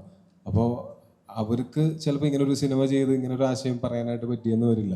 അപ്പം നമ്മൾ പറയുന്ന സിനിമയിൽ അങ്ങനെ ഒരു ആശയം കൂടെ കൺവേ ചെയ്യുകയാണെങ്കിൽ അവരുടെ ഭാഗം കൂടെ ആൾക്കാർ കാണും എന്നുള്ളത് അത് ഭയങ്കര നല്ലൊരു കാര്യമല്ലേ. അതിന് വിമർശിക്കപ്പെടേണ്ടയോ അല്ലെങ്കിൽ അതിനങ്ങനെ ആക്രമിക്കപ്പെടേണ്ടയോ ഒരു ആവശ്യം ഉണ്ടെന്ന് എനിക്ക് തോന്നുന്നില്ല. അതുകൊണ്ട് ഞങ്ങൾ അങ്ങനെയൊന്നും പ്രതീക്ഷിക്കുന്നില്ല. ശരിക്കും താങ്കളുടെ അഭിപ്രായത്തിൽ ഇതൊരു ജനാധിപത്യ നാടെന്നാണോ, ജനങ്ങളുടെ മേലുള്ള ആധിപത്യമുള്ള നാടെന്നാണോ തോന്നുന്നത്? എന്നൊരു കാര്യം ചെയ്യും, ഇങ്ങോട്ട് വന്നിട്ട് മോന് പറയാനുള്ളത് എന്റെ വായിലേക്ക് കുത്തിയിട്ട് ഇങ്ങനെ എന്റെ ഉത്തരം നേരത്തെ ഗസ് ചെയ്ത് പറയേണ്ട കാര്യമില്ല. ചോദ്യങ്ങൾ ചോദിക്കാം. അല്ല, എന്റെ ഉത്തരം ഇതാണോ എന്ന് ചോദിക്കേണ്ട കാര്യമില്ല. അധികാരത്തിന്റെ പുറത്ത് എന്തൊക്കെ നടക്കുന്നുണ്ടെന്ന് നമുക്ക് ചുറ്റും അറിയാം. കാരണം പല ഇൻസിഡൻസ് നടക്കുമ്പോൾ ആദ്യം ഒന്ന് വെളി വരുമെങ്കിലും പിന്നെ അതിന്റെ പുറത്ത് പല കാര്യങ്ങളും വന്നിട്ട് അത് മറയപ്പെടുകയാണ് ചെയ്യുന്നത്. അതിനുശേഷം അവിടെ എന്താണ് നടന്നതെന്നോ പിന്നെ എന്താണ് അവരുടെ ജീവിതം എന്നോ പലപ്പോഴും അറിയാറില്ല. അപ്പം ജനാധിപത്യം എന്ന് പറയുമെങ്കിലും പക്ഷെ ജനങ്ങളുടെ മേലുള്ള ആധിപത്യം വേണ്ട പലപ്പോഴും തോന്നിയിട്ടുള്ളത്. അതുകൊണ്ടാണ് ഞാൻ ചോദിച്ചത്. അങ്ങനെ സ്റ്റേറ്റ്മെന്റുകൾ പറയാം. ഇതല്ലേ ടൊവിനോയുടെ അഭിപ്രായം എന്ന് പറഞ്ഞിട്ട് ചോദിക്കരുത്. മനസ്സിലായോ? നിങ്ങൾക്ക് അങ്ങനെ ഒരു അഭിപ്രായം ഉണ്ടെങ്കിൽ അത് നിങ്ങൾക്ക് വിളിച്ച് പറയാം. എൻ്റെ അഭിപ്രായങ്ങൾ ഞാൻ കൃത്യമായിട്ട് പറയുന്നില്ലേ. അപ്പൊ ഇതല്ലേ ടൊവിനോയുടെ അഭിപ്രായം എന്ന് പറഞ്ഞാൽ ടൊവിനോയ്ക്ക് പറയാതിരിക്കാൻ പറ്റുമോ? അങ്ങനെയൊക്കെ ചോദിക്കുന്നത് ഭയങ്കര മോശമാണ്. ബാവക്ക വ്യക്തിയാണ്, കുറേ സിനിമകൾ ചെയ്തു. ഇതിൻ്റെ ഒരു സെറ്റ് വർക്ക് താങ്കൾക്കൊരു ചലഞ്ചായിരുന്നു എന്ന് എനിക്ക് സ്വയം തോന്നുന്നു. കാരണം നിങ്ങളിപ്പോഴും മുത്തങ്ങ അല്ല എന്ന് പറയുമ്പോൾ ഞാൻ മുത്തങ്ങയിൽ തന്നെ നിൽക്കും കേട്ടോ, അതിനകത്തൊരു മാറ്റമില്ല. അതിൽ എന്നെ മാറ്റാൻ നിങ്ങൾക്ക് കഴിയില്ല. അവിടെ പോയി നേരിട്ട് കണ്ട അനുഭവമുള്ള ആളാണ്. അത്തരം ഒരു വർക്ക് താങ്കളുടെ ഈ കൈകളിൽ ഭദ്രമായിരുന്നു. ആ റിസ്ക് എങ്ങനെയായിരുന്നു? ഉറപ്പായിട്ടും ഞാൻ നേരത്തെ പറഞ്ഞ പോലെ ഞാൻ കുറേ പടങ്ങൾ ചെയ്തതിൽ ഒരു പടം എൻ്റെ മനസ്സിൽ എന്നെന്നും തങ്ങുന്ന ഒരു പടമായിരിക്കും ഈ നരിവേട്ട എന്ന ഫിലിം ഉറപ്പായിട്ടും അതിൽ യാതൊരു സംശയമില്ല. മേ ബി ഞാൻ ഈ പടം ഏറ്റെടുക്കുന്നതിന് മുമ്പ് ഞാൻ അനുരാജിൻ്റെ അടുത്തും സ്ക്രിപ്റ്റ് റൈറ്ററും പറഞ്ഞിട്ടുണ്ട് എനിക്ക് എന്തെങ്കിലും ചെറിയ അവാർഡ് കിട്ടാൻ സാധ്യതയുള്ള ഒരു പടമാണ്. ഞാൻ എല്ലാ വർക്കും ഇന്നും 100 പടം ചെയ്താലും ഇപ്പോൾ ചെയ്യുന്ന പടത്തിൽ ഞാൻ ആദ്യത്തെ പടമായിട്ടാണ് ഞാൻ കണക്ക് കൂട്ടുന്നത്. അങ്ങനെ ഒരു രീതിയിലാണ് ഞാൻ വർക്ക് സ്റ്റാർട്ട് ചെയ്യുന്നത് തന്നെ. കാരണം എന്നാൽ മാത്രമേ എനിക്ക് എന്തെങ്കിലും പഠിക്കാൻ പറ്റുള്ളൂ. എനിക്ക് എല്ലാം അറിയും എന്ന് പറഞ്ഞു കഴിഞ്ഞാൽ I want nothing. I want to learn from cinema. ആരും സിനിമയെ ഫുള്ളായിട്ട് പഠിച്ച ഇൻഡസ്ട്രിയിൽ ആരും തന്നെ ഇല്ല. ഇന്ന് വേറെ ഏത് ടെക്നീഷ്യൻ എടുത്ത് ചോദിച്ചാലും എല്ലാവരും പറയും ഞാനിപ്പോഴും പഠിച്ചുകൊണ്ടിരിക്കുകയാണ്. അതുപോലെ തന്നെ ഞാനിപ്പോൾ പഠിച്ചുകൊണ്ടിരിക്കുകയാണ്. ഡയറക്ടറും സ്ക്രിപ്റ്റ് റൈറ്ററും ഒരു ഇത് കിട്ടി, ഇൻസ്ട്രക്ഷൻസ് കിട്ടി, ഇങ്ങനെ ഇതാണ് സംഭവം, ഇങ്ങനെയൊക്കെ വേണം. അതിനെക്കുറിച്ച് സ്റ്റഡി ചെയ്തു. അതിൽ എന്താണ് നമുക്ക് ബെസ്റ്റ് കൊടുക്കാം. We don't give the exact thing but will give something more എന്നുള്ളതാണ് എൻ്റെ ഒരു തോട്ട്. അത് ഉറപ്പായിട്ടും ഈ പടത്തിൽ എനിക്ക് സാധിച്ചിട്ടുണ്ടെന്ന് തന്നെ ഞാൻ വിചാരിക്കുന്നു. കാരണം ഞാൻ കണ്ട റെഫറൻസിൻ്റെ വേറൊരു രീതിയിലാണ് ചെയ്തിട്ടുള്ളത്. എക്സാക്റ്റ് അല്ല അത്. എന്നാൽ ആൾക്കാർക്ക് റിലേറ്റ് ചെയ്യാം, അതായത് പബ്ലിക്കിന് റിലേറ്റ് ചെയ്യാൻ പറ്റുന്ന ഒരു സെറ്റായിരുന്നു എന്ന് ഞാൻ വിചാരിക്കുന്നു. ആൾമോസ്റ്റ് നമ്മളെ ADs എൻ്റെ അടുത്ത് ഒരു ദിവസം വന്ന് പറഞ്ഞു, ബാബുക്ക നിങ്ങൾ ഇട്ട സെറ്റ് എനിക്ക് ഭയങ്കര ഇഷ്ടപ്പെട്ടു. കാരണം ഞാൻ ഇന്നും വർക്ക് ചെയ്യുന്നത് ആസ് എ AD അല്ലെങ്കിൽ ആസ് എ അസിസ്റ്റൻ്റ് ആയിട്ടാണ് വർക്ക് ചെയ്യുന്നത്. I'm not working as art director. അത് ഇന്നും അത് തന്നെ ഞാൻ തുടർന്നുകൊണ്ടിരിക്കുന്നത്. അത് ഇനി എത്ര എനിക്ക് പടം കിട്ടിയാലും അത് തന്നെ ചെയ്യും. അപ്പോൾ അവർ പറഞ്ഞ് എൻ്റെ അടുത്ത് പറഞ്ഞ് ബാബുക്ക വളരെ നന്നായിട്ടുണ്ട് ഒരു സെറ്റ്, അത് ഭയങ്കര റിയലായിട്ട് എനിക്ക് ഫീൽ ചെയ്തു എന്നുള്ള. അപ്പോൾ അത് സിനിമയിൽ വർക്ക് ചെയ്യുന്ന ഒരാൾ പറയുമ്പോൾ നമുക്കത് ഭയങ്കരമായിട്ടും ഇൻസ്പയർ ചെയ്യാൻ പറ്റും. മീൻസ് അത് ഇനി അവാർഡ് കിട്ടിയില്ലെങ്കിലും കുഴപ്പമില്ല, അതന്നെ വലിയൊരു അവാർഡായിട്ടാണ്. കാരണം ഇതിൽ മെയിൻ പാർട്ടുണ്ട്. ഞാൻ എന്തൊക്കെ സെറ്റ് വർക്ക് ചെയ്താലും ഒരു ഡയറക്ടറും ഒരു DOPയും ആണ് അതിൻ്റെ കോർഡിനേറ്റ് ചെയ്യുന്നത്. ദ ഫ്രെയിം എന്ത് വരും എന്നുള്ളത് നമുക്കറിയണം. ഒരു സെറ്റ് ഇടുന്നതിന് മുമ്പ് എന്താണ് ഫ്രെയിം എന്നുള്ളത് ആദ്യം അറിയണം. അതിന് ശേഷമാണ് സെറ്റ് ഇട്ടാൽ ആ ഫ്രെയിമിൽ ഇവർ ഷൂട്ട് ചെയ്യുന്നുണ്ടോ. ഞാൻ എപ്പോഴും തന്നെ ക്യാമറയുടെ പിന്നിൽ തന്നെ ഉണ്ടാവും. അതായത് ഒന്നിക്ക് മോണിറ്ററിന് മുമ്പിലുണ്ടാവും, അല്ലെങ്കിൽ ക്യാമറയുടെ പിന്നിലുണ്ടാവും. കാരണം ഞാൻ അത്രത്തോളം സ്നേഹിക്കുന്നുണ്ട് എൻ്റെ വർക്കിനെ. അതുകൊണ്ട് എൻ്റെ വർക്ക് എല്ലാം നന്നായിട്ട് വരുന്നുണ്ടെന്ന് തന്നെ വിചാരം. ബാക്കി എൻ്റെ വർക്കിനെ കുറിച്ച് പറയണമെങ്കിൽ അനുരാജ് സാർ തന്നെ പറയണം അതിൻ്റെ എങ്ങനെ ആയിരുന്നു എന്നുള്ളത്. ഇതിലേറ്റവും പ്രധാനമായിട്ടാണ് നമ്മൾ ഒത്തിരി പ്രസ് മീറ്റുകളുണ്ട്. ഇങ്ങനെ ഒരു ആർട്ട് ഡയറക്ടറിനെ കൊണ്ട് ഇരുത്തി പ്രസ് മീറ്റ് നിങ്ങൾ നടത്തിയിട്ടുണ്ടെങ്കിൽ അദ്ദേഹത്തിൻ്റെ കഴിവ് നിങ്ങൾ കണ്ടിട്ടുണ്ട്. അതിന് നിങ്ങൾക്ക് ഒരു ബിഗ് സല്യൂട്ടാണ് കേട്ടോ. ആദ്യം അല്ല, ഇതിൽ ബാവക്കയുടെ എന്ന് വെച്ചാൽ നമ്മൾ റക്കി പരിപാടികളുണ്ടല്ലോ, ഈ ലൊക്കേഷൻ നമ്മൾ മനസ്സിലുള്ള ലൊക്കേഷൻ ഫൈൻഡ് ചെയ്യണമല്ലോ. അപ്പം എന്നെ സംബന്ധിച്ചിട്ട് ഞാൻ ഒരു വണ്ടി പോകുന്ന ലൊക്കേഷനിലായിരിക്കില്ല പലപ്പോഴും നമ്മൾ ഷൂട്ട് ചെയ്തിട്ടില്ല. അപ്പം ഞാൻ ഇറങ്ങി നടക്കാനാണ് പതിവ്. അപ്പം ബാവക്ക ആണ് എൻ്റെ പുറകിൽ, നമ്മുടെ അസിസ്റ്റന്റ് ഡയറക്ടേഴ്സൊക്കെ പുറകിൽ ദൂരെയാണ്. അപ്പോൾ കിലോമീറ്റേഴ്സ് നമ്മൾ ഒരുമിച്ച് നടക്കും. അപ്പോൾ കടുവ, പുലി, അങ്ങനെ സകല സങ്കേതങ്ങളുള്ള കാടുകളിലാണ് പോയിക്കൊണ്ടിരിക്കുന്നത്. അപ്പം പുറകിൽ നമ്മൾ ഓർമ്മയുണ്ട് ഒരു വെള്ളച്ചാട്ടം ക്രോസ് ചെയ്ത് പോകുമ്പോൾ ഏതാണ്ട് ഒരു 50-60 പന്നിക്കൂട്ടം ക്രോസ് ചെയ്ത് ജസ്റ്റ് മിസ് നമ്മൾ ക്രോസ് ചെയ്ത് പോയി. അപ്പോൾ അവർക്ക് പുറകിൽ അലറിയത് കൊണ്ടാണ് പുള്ളിക്ക് അതിന് എക്സ്പീരിയൻസ് കൊണ്ട് വരും. നമ്മൾ ഭ്രാന്തമായി ഇങ്ങനെ അലഞ്ഞു പോവാണ്. അപ്പോൾ പന്നി കുത്തി മരിക്കേണ്ടതായിരുന്നു. അപ്പോൾ അന്ന് ബാവക്കയുടെ ഒരു ഇടപെടലൊക്കെ എനിക്ക് പെട്ടെന്ന് ഇപ്പോൾ ഓർക്കുക. നമ്മുടെ കൂടെ ഇറങ്ങി നടക്കുകയും പിന്നെ നിങ്ങൾ ചോദിച്ച ചോദ്യത്തിൽ മുത്തങ്ങ സമരം അല്ല എന്നല്ല നമ്മൾ പറഞ്ഞു. മുത്തങ്ങ സമരം ചേർന്നാണ് ഈ സിനിമ. മുത്തങ്ങ സമരത്തെ നമ്മൾ ഗണ്ണിക്കുന്നില്ല. പക്ഷേ നിങ്ങൾ ആ സമയത്ത് വർക്ക് ചെയ്ത മാധ്യമപ്രവർത്തകർ മുത്തങ്ങ സമരത്തിൽ അന്ന് നിങ്ങൾ കണ്ട കാഴ്ചയെ പറ്റി ഇപ്പോൾ പറയാമോ? അത് ഇവിടെ എത്ര പേർക്ക് അറിയാം ഈ പുതിയ മാധ്യമ ഇത് നടക്കുമ്പോൾ? ഈ മുത്തങ്ങ സമരം നടക്കുന്ന സമയത്ത് എനിക്കും അനുരാജനൊക്കെ 13-14 വയസ്സാണ് പ്രായം. ഇവിടെ ഇരിക്കുന്ന ഭൂരിഭാഗം പേരും സ്കൂളിൽ പഠിക്കുകയോ അല്ലെങ്കിൽ അങ്ങനെയുള്ള സമയത്തായിരിക്കും ഉണ്ടായിരുന്നിട്ടുണ്ടാവുക. ഇവിടെ ഇരിക്കുന്ന പലരും ആ സമയത്ത് ജനിച്ചിട്ട് പോലും ഇല്ല. 2003 ശേഷം ജനിച്ചവരിവിടെ ഇല്ലേ? ഉണ്ടോ? ആരെങ്കിലും ഉണ്ടോ? കൈവക്കാമോ? കണ്ടോ? 2003 ശേഷം ജനിച്ചവരുണ്ട് ഇവിടെ. അപ്പോൾ അവിടെ അന്ന് കൃത്യമായിട്ട് ആ സമയത്ത് ഉണ്ടായിരുന്ന ഒരാളിൽ നിന്ന് എന്താണ് അവിടെ സംഭവിച്ചത് നമ്മൾ ഇപ്പോഴും വിശ്വസിക്കുന്ന, നമ്മൾ ഇപ്പോൾ വാർത്തയിലും പത്രത്തിലും കണ്ടതിനപ്പുറത്ത് അതിനകത്ത് അവിടെ എന്തെങ്കിലും നടന്നിട്ടുണ്ടോ എന്നുള്ളതൊക്കെ അറിയേണ്ടത്. ഇപ്പോൾ ഹൈദർഖാനെ പോലെ അവിടെ ആ സമയത്ത് പ്രസന്റ് ആയിട്ടുള്ള തീർച്ചയായിട്ടും ഞങ്ങൾക്ക് എല്ലാവർക്കും ആഗ്രഹമുണ്ട് അങ്ങനെ എക്സ്പീരിയൻസ് എന്തെങ്കിലും അറിയാൻ. അപ്പോൾ ഞങ്ങൾ ഇതിനെ പറ്റിയിട്ട് പറയുന്നതിനേക്കാൾ, ഞങ്ങൾക്ക് അറിയുന്നതിനേക്കാൾ കൂടുതൽ അറിയാവുന്ന ആൾക്കാരിൽ നിന്ന് തീർച്ചയായിട്ടും കേൾക്കാൻ ഞങ്ങൾക്ക് ആഗ്രഹമുണ്ട്. എന്തെങ്കിലും ആ സമയത്ത് തോന്നിയിട്ടുള്ള എന്തെങ്കിലും കാര്യങ്ങളോ കണ്ട കാര്യങ്ങളോ വല്ലതും പറയാമോ? അല്ല, അവിടെ നമ്മൾ ഇത് കഴിഞ്ഞിട്ടാണല്ലോ നമ്മൾ ചെല്ലുന്നത്. നമ്മൾ ആദ്യം ചെല്ലുന്നുള്ളൂ, ആദ്യം ചെന്ന് അടുത്ത ബ്യൂറോയിൽ നിന്നാണ് പോകുന്നത്, പിന്നീടാണ് നമ്മളൊക്കെ അങ്ങോട്ട് ചെല്ലുന്നത്.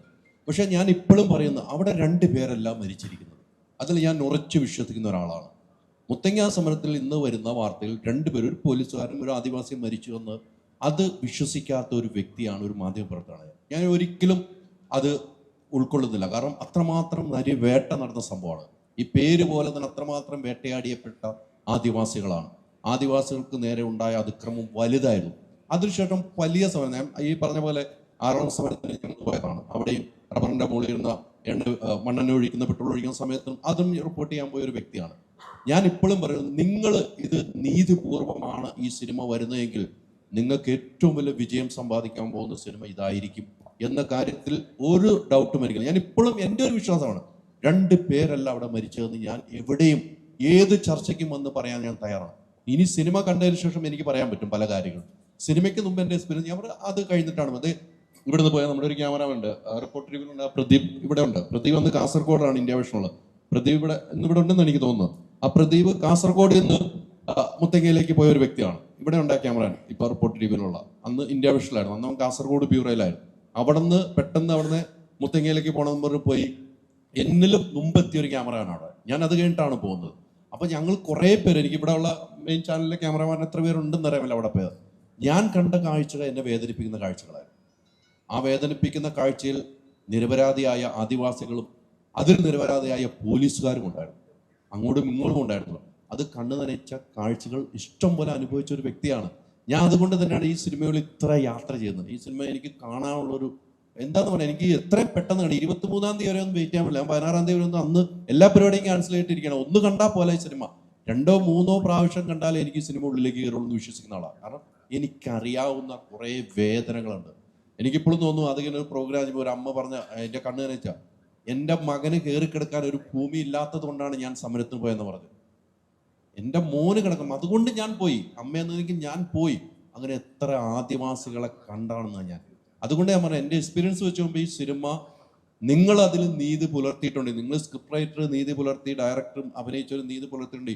ഈ സിനിമ നമ്പർ 1 സിനിമയായിട്ട് കേരളത്തിൽ ചർച്ച ചെയ്യപ്പെടുന്ന ഒരു സിനിമയായിരിക്കും എന്ന് ഞാൻ ഉറക്കെ പറയുകയാണ്. നമ്മൾ എന്ത് കഥ പറയുമ്പോഴാണെങ്കിലും, ഞാൻ നേരത്തെ പറഞ്ഞ പോലെ നമ്മളതിനെ ഒരു മെസ്സേജ് കൊടുക്കാൻ വേണ്ടി ഒരു സിനിമ ചെയ്യുകയോ അല്ലെങ്കിൽ ചെയ്യുന്ന എല്ലാ സിനിമകളിലും അങ്ങനെ ഒരു മെസ്സേജ് ഉണ്ടാവണം എന്ന് നമുക്ക് വാശി പിടിക്കാനോ പറ്റില്ല. ഇതൊരു ആർട്ട് ഫോമാണ്. ആർട്ടിസ്റ്റ് എങ്ങനെയാണ് അതിനെ കൺസീവ് ചെയ്തിട്ടുള്ളതെന്ന് വെച്ചിട്ട് അതിനകത്ത് ഇപ്പോൾ അതിൻ്റെ ഒരു സാരോപദേശം കൂടിയേ തീരൂ എന്നും പറഞ്ഞിട്ട് നമുക്ക് അതിനകത്ത് ഒരിക്കലും കുത്തിക്കയറ്റാൻ പറ്റില്ല. അയച്ചു കെട്ടിയാൽ അത് മുഴച്ചിരിക്കും. ചില സിനിമകൾ എൻ്റർടൈൻമെൻറ്റ് മാത്രമായിരിക്കും അതിൻ്റെ പേർപ്പസ്. അതിനകത്ത് നമുക്ക് അതിൽ നിന്ന് ഉൾക്കാഴ്ചകൾ ഉണ്ടാവുന്നതൊക്കെ ഉണ്ടാവാം, അത് ഇൻഫ്ലുവൻഷ്യൽ ആയിട്ടുള്ളൊരു മീഡിയം ആയതുകൊണ്ട്. പക്ഷേ ഈ സിനിമയിൽ നമ്മൾ കഥ പറയാനായിട്ട് നമ്മൾ തിരഞ്ഞെടുത്തിരിക്കുന്ന വിഷയം ഇതും ഇതിൽ ഉൾക്കൊണ്ടിട്ടുള്ളത് കാരണം കൊണ്ട് അത് പരമാവധി നീതിപൂർണമായിട്ട് പറയണം എന്ന് ഞങ്ങളെല്ലാവരും ആഗ്രഹിച്ചിട്ടുമുണ്ട്. അതിനുവേണ്ടി തന്നെയാണ് ആത്മാർത്ഥമായിട്ട് ശ്രമിച്ചിട്ടുമുള്ളത്. അത് സിനിമ കാണുമ്പോൾ കുറച്ചുകൂടെ നിങ്ങളിലൊക്കെ ഈ സിനിമ ഫുൾ ഫുട്ടേജ് കണ്ടിരിക്കുന്ന ഇദ്ദേഹമായിരിക്കും. എഡിറ്റ് ചെയ്യുമ്പോൾ അത് കട്ട് ചെയ്യേണ്ട. അപ്പോൾ അദ്ദേഹത്തിൻ്റെ മനസ്സിലായിരിക്കും ഈ സിനിമ ഏറ്റവും കൂടുതൽ ആഴത്തിൽ തറച്ചിരിക്കുന്നതെന്ന് ഞാൻ വിശ്വസിക്കുന്നത്. ഷമീർ, ഇത് പത്രങ്ങളിലും കണ്ട വാർത്തകളുണ്ട്, ഇതുമായിട്ട് പല സംഭവങ്ങളുണ്ടോ. അത് എഡിറ്റ് ചെയ്യുന്ന സമയത്തുണ്ടല്ലോ, ഈ സിനിമയെക്കുറിച്ച് വലിയൊരു ഐഡിയ ആയിരിക്കും മനസ്സിലുണ്ടാകുന്നത്, അല്ലേ? ഈ കഥ കേട്ടിട്ടുണ്ട്, എഡിറ്റിംഗ് ഫുൾ ഫുട്ടേജ് അവിടെ എത്തുന്നു, ഇതിൽ നിന്ന് ഏത് കളഞ്ഞാലായിരിക്കും ഏത് ചേർത്താലായിരിക്കും ഒരു വല്ലാത്തൊരു ടെൻഷൻ താങ്കൾക്ക് ഉണ്ടായി കാണുന്നതാണ് ഞാൻ വിശ്വസിക്കുന്നത്, ഈ സിനിമയിൽ പ്രത്യേകിച്ച്. ഞാനിത് എഡിറ്റ് ചെയ്ത് കഴിഞ്ഞ് എല്ലാം തീർന്നതിന് ശേഷമാണ് അനുരാജ് കാണാൻ വരുന്നത് സിനിമ. അപ്പോൾ ഇതിൽ ലാസ്റ്റ് ഒരു ടെയിൽ എൻഡിൽ വരുന്ന കുറച്ച് ഭാഗങ്ങൾ ഞാൻ എഡിറ്റിൽ കുറച്ച് ഷഫിൾ ചെയ്തിട്ടുണ്ടായിരുന്നു.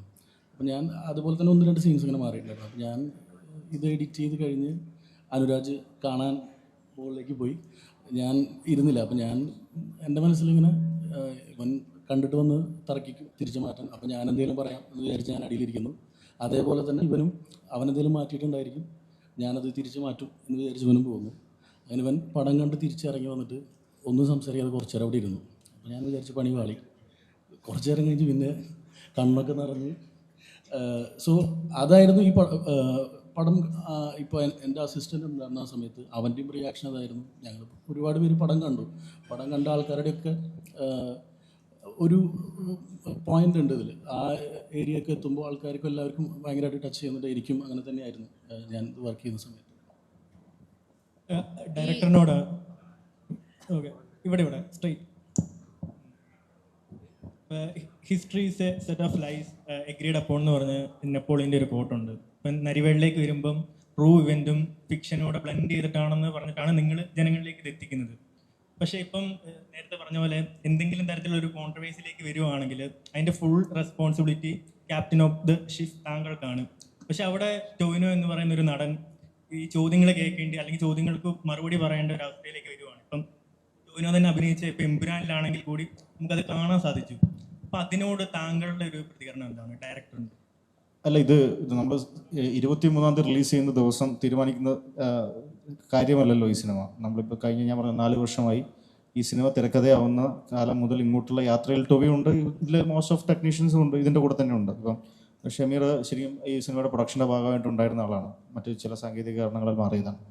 അപ്പോൾ ഒരാളെ അപകടപ്പെടുത്താൻ വേണ്ടിയിട്ട് നമ്മളൊരു സിനിമ ചെയ്യുന്നതിന് അതിന് വാലിഡിറ്റി ഇല്ല ആക്ച്വലി. ഇപ്പം നിങ്ങളുടെ ചിന്തയിൽ ഓടുന്ന തരത്തിലുള്ള പ്രശ്നങ്ങൾ അഭിമുഖീകരിക്കാൻ നമുക്ക് പറ്റില്ല. പക്ഷേ നമ്മൾക്ക് ഈ സിനിമ കൊണ്ട് ഏത് ഓഡിയൻസിലേക്ക് ഇതിനെ എത്തിക്കാൻ പറ്റും, അവരെ എൻ്റർടൈൻ ചെയ്യാൻ പറ്റുന്ന എന്ത് എലമെൻറ്റ്സ് ഈ സിനിമയിൽ ആഡ് ചെയ്യാൻ പറ്റും എന്നത് മാത്രമേ നമുക്ക് ആലോചിക്കുന്നത്. സിനിമ ഒരു പ്രൊഡ്യൂസർ, ഇപ്പം ഇന്ത്യൻ സിനിമ കമ്പനി എന്നുള്ള പുതിയൊരു സിനിമ കമ്പനിയുടെ ഭാഗമായിട്ടാണ് സിനിമ മുന്നോട്ട് വരുന്നത്. ഷിയാസ് ടിപ്പു എന്ന് പറഞ്ഞ രണ്ട് പേരാണ് പ്രൊഡ്യൂസ് ചെയ്യുന്നത്. അപ്പം ആത്യന്തികമായി ഇതൊരു കമ്മോഡിറ്റിയാണ്, ഒരു വിൽപ്പന ചരക്കാണ്. അപ്പോൾ അതിന് വിറ്റ് പോകണം, അതിന് അവർക്ക് പൈസ തിരിച്ചു കിട്ടണം എന്നതൊക്കെയാണ് നമ്മൾ മനസ്സിലാദ്യം ഓടുക. പിന്നെ വിവാദങ്ങളുമായിട്ട് ബന്ധപ്പെട്ടുള്ള ചർച്ചകൾ ഇപ്പോൾ ഏത് സിനിമയായിട്ടും ഞാൻ നേരത്തെ പറഞ്ഞ പോലെ പൂ വിരിയുന്നതും ചന്ദ്രൻ അസ്തമിക്കുന്നതും സൂര്യൻ ഉദിക്കുന്നതും മാത്രം നമുക്ക് കാണിച്ചാൽ പോരല്ലോ. അത് ആർജവത്തോടു കൂടി അതിനെ ടേക്ക് ചെയ്യാൻ പറ്റുന്ന തരത്തിലുള്ള ടെക്നീഷ്യനോ ആർട്ടിസ്റ്റോ ആണ് നമ്മളെല്ലാവരും എന്ന് അവർക്കെല്ലാം തന്നെ സ്വയം ബോധ്യമുള്ള ആർട്ടിസ്റ്റാണ്. നിങ്ങൾക്കും ബോധ്യമുള്ളതാണ് ടോവിയായിട്ട് ബന്ധപ്പെട്ട് നിങ്ങൾ തന്നെ ചർച്ച ചെയ്ത വിഷയം. അപ്പോൾ അതിൽ ഞാൻ മാത്രമല്ല എല്ലാവർക്കും ഉത്തരവാദിത്തമുണ്ട്. എസ്പെഷ്യലി നിങ്ങളത് പറഞ്ഞ പോലെ സംവിധായകം എന്നുള്ളത് എനിക്ക് കൂടുതൽ ഉത്തരവാദിത്തമുണ്ട്. ഞാനതിനെ ആ രീതിയിൽ തന്നെ എടുക്കുന്നു എന്ന് പറയാം. ഈ ചർച്ചകൾക്കെല്ലാം അപ്പുറത്ത് വൈകുന്നേരം വീട്ടിലേക്ക് അരി, പഞ്ചസാര, മണ്ണെണ്ണ ഒക്കെ മേടിച്ചുകൊണ്ടിരാൻ പറയാനാണെങ്കിൽ സംവിധായകന്റെ ഭാര്യയാണ്, മാധ്യമപ്രവർത്തകയാണ് ചോദ്യം ചോദിക്കാൻ പോകുന്നത്. ഈ സിനിമ ഒന്ന് റിലീസായി കഴിഞ്ഞിട്ട് വീട്ടിലേക്ക് വിട്ടോളാം, അത് വരെ കുറച്ച് ദിവസം മിസ് ചെയ്യും. അല്ല അതെ, അതെന്തായാലും വിടണം. എന്നാലും ഇപ്പോഴൊക്കെ വളരെ ചുരുക്കം മാത്രമേ കാണാറുള്ളൂ. ഈ ചർച്ചകൾക്കപ്പുറത്ത്, റെഫറൻസിനപ്പുറത്ത് ഈ സിനിമ തിയേറ്ററിൽ വരുമ്പോൾ ഒരു തിയേറ്റർ വാച്ച് സാധാരണ ജനങ്ങളോട് നിങ്ങൾ ആവശ്യപ്പെടുമ്പോൾ എന്തൊക്കെ ഘടകങ്ങളാണ് നിങ്ങൾ മുന്നോട്ട് വെക്കുക? എനിക്കുള്ള ഒരു 3 കാര്യങ്ങളിൽ ഒന്ന് ഇതൊരു ടോവി ചിത്രം എന്നുള്ളതാണ്. എന്താണ് നിങ്ങൾ വളരെ സിമ്പിളായി മുന്നോട്ട് വെക്കുന്ന മറ്റ് 2 കാര്യങ്ങൾ? അല്ല, ഇതിൽ ആദ്യം തന്നെ നമുക്കെല്ലാം അറിയുന്നത് പോലെ തന്നെ ഇതൊരു ടൊവിനോ സിനിമയാണ്. ടൊവിനെയാണ് നമ്മൾ ആദ്യം മുന്നോട്ട് വയ്ക്കുന്ന ഇത്. പിന്നെ നേരത്തെ പറഞ്ഞാൽ നമ്മളൊരു നല്ലൊരു ചോക്ലേറ്റിൻ്റെ കവർ, അകത്ത് നല്ല ചോക്ലേറ്റ് ആണെങ്കിൽ പുറത്ത് നന്നായിട്ട് കവർ ചെയ്താൽ മാത്രമേ ഇത് മാർക്കറ്റ് ചെയ്യപ്പെട്ടുള്ളൂ. അപ്പം ഇതിൽ ഞാൻ ഈ പറഞ്ഞ 14-15 വർഷമായി ഞാൻ കുറച്ച് സിനിമകൾ അസോസിയേറ്റ് ചെയ്തും എങ്ങനെ നല്ല സിനിമ ചെയ്യാം, എങ്ങനെ മോശം സിനിമ ചെയ്യാം എന്നുള്ള ലേണിംഗ് എൻ്റെ ഉള്ളിലുണ്ട് എന്ന് വിശ്വസിക്കുന്നു. അപ്പോൾ ആ കോൺഫിഡൻസ് വെച്ചിട്ട് എല്ലാവർക്കും, ഇപ്പം നേരത്തെ 2003 ജനിച്ച ഒരാൾക്ക്, ഇപ്പോൾ കൗമാരക്കാരനായിട്ടുള്ള ഒരു യുവാവാണ് അയാൾ നമ്മുടെ ഇനീഷ്യൽ ഓഡിയൻസിനെ സ്വാധീനിക്കുന്ന ഒരാളാണ്. അപ്പോൾ അയാൾക്ക് കൂടി എൻ്റർടൈൻഡ് ആവുന്ന തരത്തിൽ ഉള്ള ഒരു സിനിമയാവണം. മാത്രമല്ല ഇതിൽ വാണിജ്യപരമായ മറ്റു താല്പര്യം, നേരത്തെ പറഞ്ഞ പ്രൊഡ്യൂസറിന് കാശ് കിട്ടണം. ഈ 3 താല്പര്യങ്ങളാണ് അതിൽ നമ്മൾ മുന്നോട്ട് വയ്ക്കുന്ന പ്രധാനമായും. പിന്നെ നേരത്തെ ഞാൻ പറഞ്ഞത് ഒന്നുകൂടി റിപ്പീറ്റ് ചെയ്യുകയാണ്, ടൊവിയും സുരാജേട്ടനും ചേരൻ സാറും ഇതിൽ അഭിനയിച്ച മുഴുവൻ ആൾക്കാരും എനിക്ക് തോന്നുന്നു നല്ല രീതിയിൽ അവരുടെ എഫേർട്ട് ആ സിനിമയിൽ കാണാനുണ്ട് എന്ന് തന്നെയാണ് വിശ്വസിക്കുന്നത്. സോറി, എന്ത് മൊമെന്റ്സ്? Highly moments. ഒരു സീൻ ഞങ്ങൾക്കൊരു മലയാളം മുകളിലായിരുന്നു, അത് ഭയങ്കര ഹൈ മൊമെന്റ് ആയിരുന്നു. അല്ല, അങ്ങനെയല്ല, പുള്ളി നമുക്ക് ഭയങ്കര ഇഷ്ടമുള്ളൊരു ആളാണ്. പുള്ളിയുടെ സിനിമകൾ ഞാനും നിങ്ങളും ഒക്കെ കണ്ടിട്ടുള്ളതാണ്. ഇപ്പോൾ ഓട്ടോഗ്രാഫ് മുതലാണ് പുള്ളീനെ നമ്മൾ കൂടുതലായിട്ട് അറിയാൻ തുടങ്ങിയത്. അതിനുശേഷം ഞാൻ തമിഴ്നാട്ടിൽ പഠിച്ചതിനെ കൊണ്ട് ഞാൻ പുള്ളിയുടെ കുറേ സിനിമകൾ, പുള്ളി സംവിധാനം ചെയ്തിട്ടുള്ള സിനിമകളും പുള്ളി അഭിനയിച്ച സിനിമകളും ഒക്കെ ഞാൻ കണ്ടിട്ടുണ്ട്. അപ്പോൾ അങ്ങനെ ഒരു ആളോട് ഞങ്ങളതല്ലാതെ ഞങ്ങൾ സിനിമാ ചർച്ചകളും ഇതിനു മുമ്പ് ഒരു 2022-23 സമയത്തൊക്കെ ഞങ്ങൾ നടത്തിയിട്ടുണ്ട്. അപ്പോൾ ഒരു സിനിമയിൽ ഒരുമിച്ച് അഭിനയിക്കാനായിട്ട് അവസരം കിട്ടുമ്പോൾ അത് ഭയങ്കര അടിപൊളിയായിരുന്നു. ഞാൻ പുള്ളിയുടെ, എനിക്ക് ഏറ്റവും ഇൻസ്പയറിംഗ് ആയിട്ട് തോന്നിയിട്ടുള്ളത് പുള്ളിയുടെ റിയൽ ലൈഫ് ഒരു പുള്ളിയുടെ ശരിക്കുള്ള ജീവിതകഥ എന്ന് പറഞ്ഞാൽ പുള്ളിയുടെ അച്ഛൻ ഒരു തിയേറ്റർ ഓപ്പറേറ്റർ ആയിരുന്നു, അമ്മ ഒരു സ്കൂൾ ടീച്ചറും. അപ്പോൾ പുള്ളി പറയുന്നത് പുള്ളിക്ക് ആ സിനിമയോടുള്ള ആ ഒരു അഭിനിവേശം തുടങ്ങുന്നത് അച്ഛനിൽ നിന്നാണ്.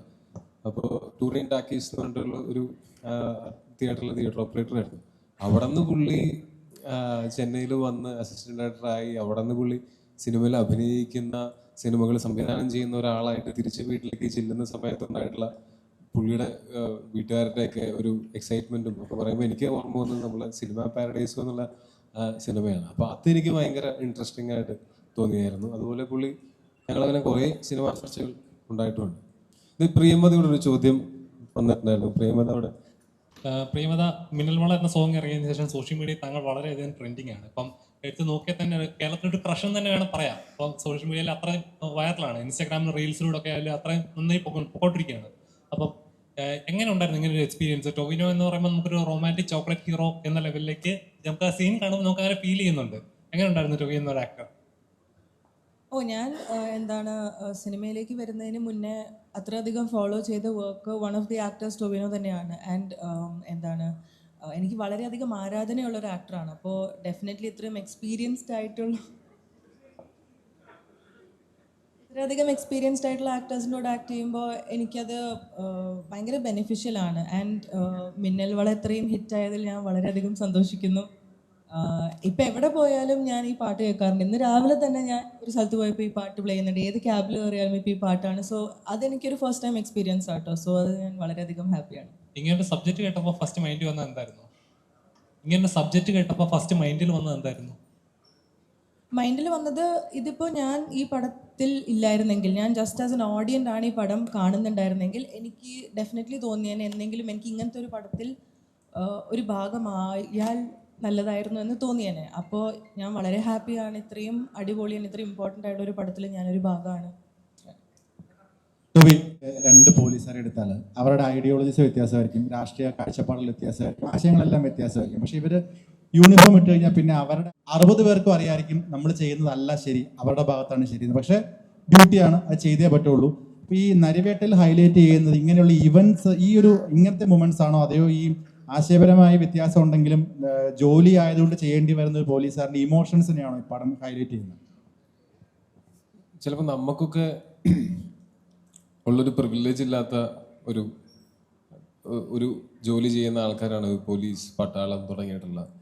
ഇപ്പോൾ കൊറോണയുടെ സമയത്താണെങ്കിലും അല്ലെങ്കിൽ ഒരു ട്രാഫിക് പോലീസുകാരനെ ആലോചിച്ച് നോക്കൂ.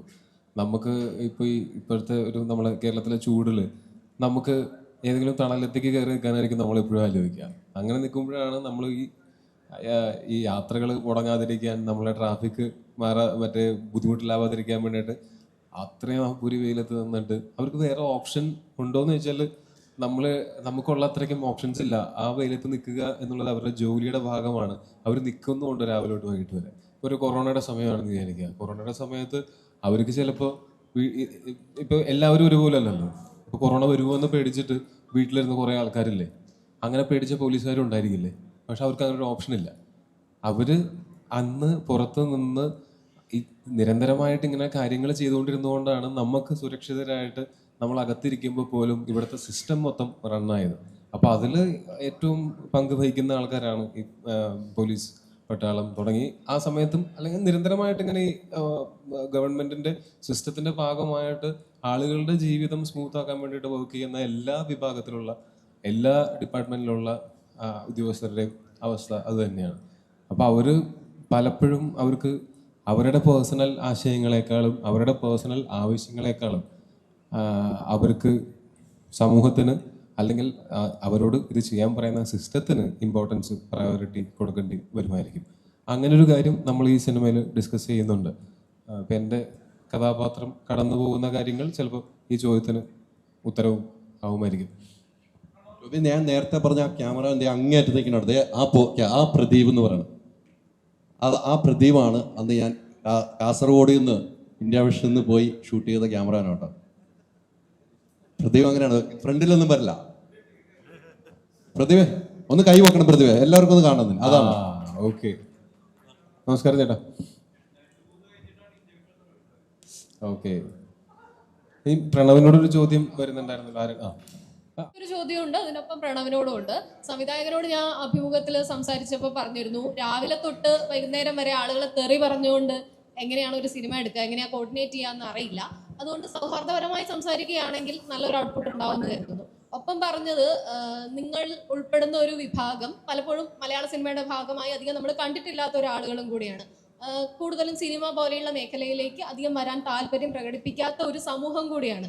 അപ്പോൾ അവർ വളരെ നല്ല രീതിയിൽ പ്രൊഫഷണൽസ് ആയിട്ട് തന്നെ വർക്ക് ചെയ്തു, അല്ലെങ്കിൽ ഒരു ജോലി തീർക്കുക, അതിൻ്റെ കാശ് വാങ്ങുക എന്നതിലപ്പുറം അത്രയധികം അതിൽ ഇൻപുട്ട് ഇട്ടു എന്ന് സംവിധായകനും തിരക്കഥാകൃത്തും എന്നോട് സംസാരിച്ചപ്പോഴും പറഞ്ഞിട്ടുണ്ടായിരുന്നു. ഈ രണ്ട് കാര്യങ്ങളും കമ്പയർ ചെയ്ത് ചോദിക്കുകയാണ് നിങ്ങളോടും ഒപ്പം പ്രണവിനോടും. ആക്ച്വലി ഇത് അനുരാജ് ചേട്ടൻ തന്നെയാണ് അതിന് മറുപടി പറയുന്നത്. കാരണം അത് തന്നെയായിരിക്കും ബെസ്റ്റ്.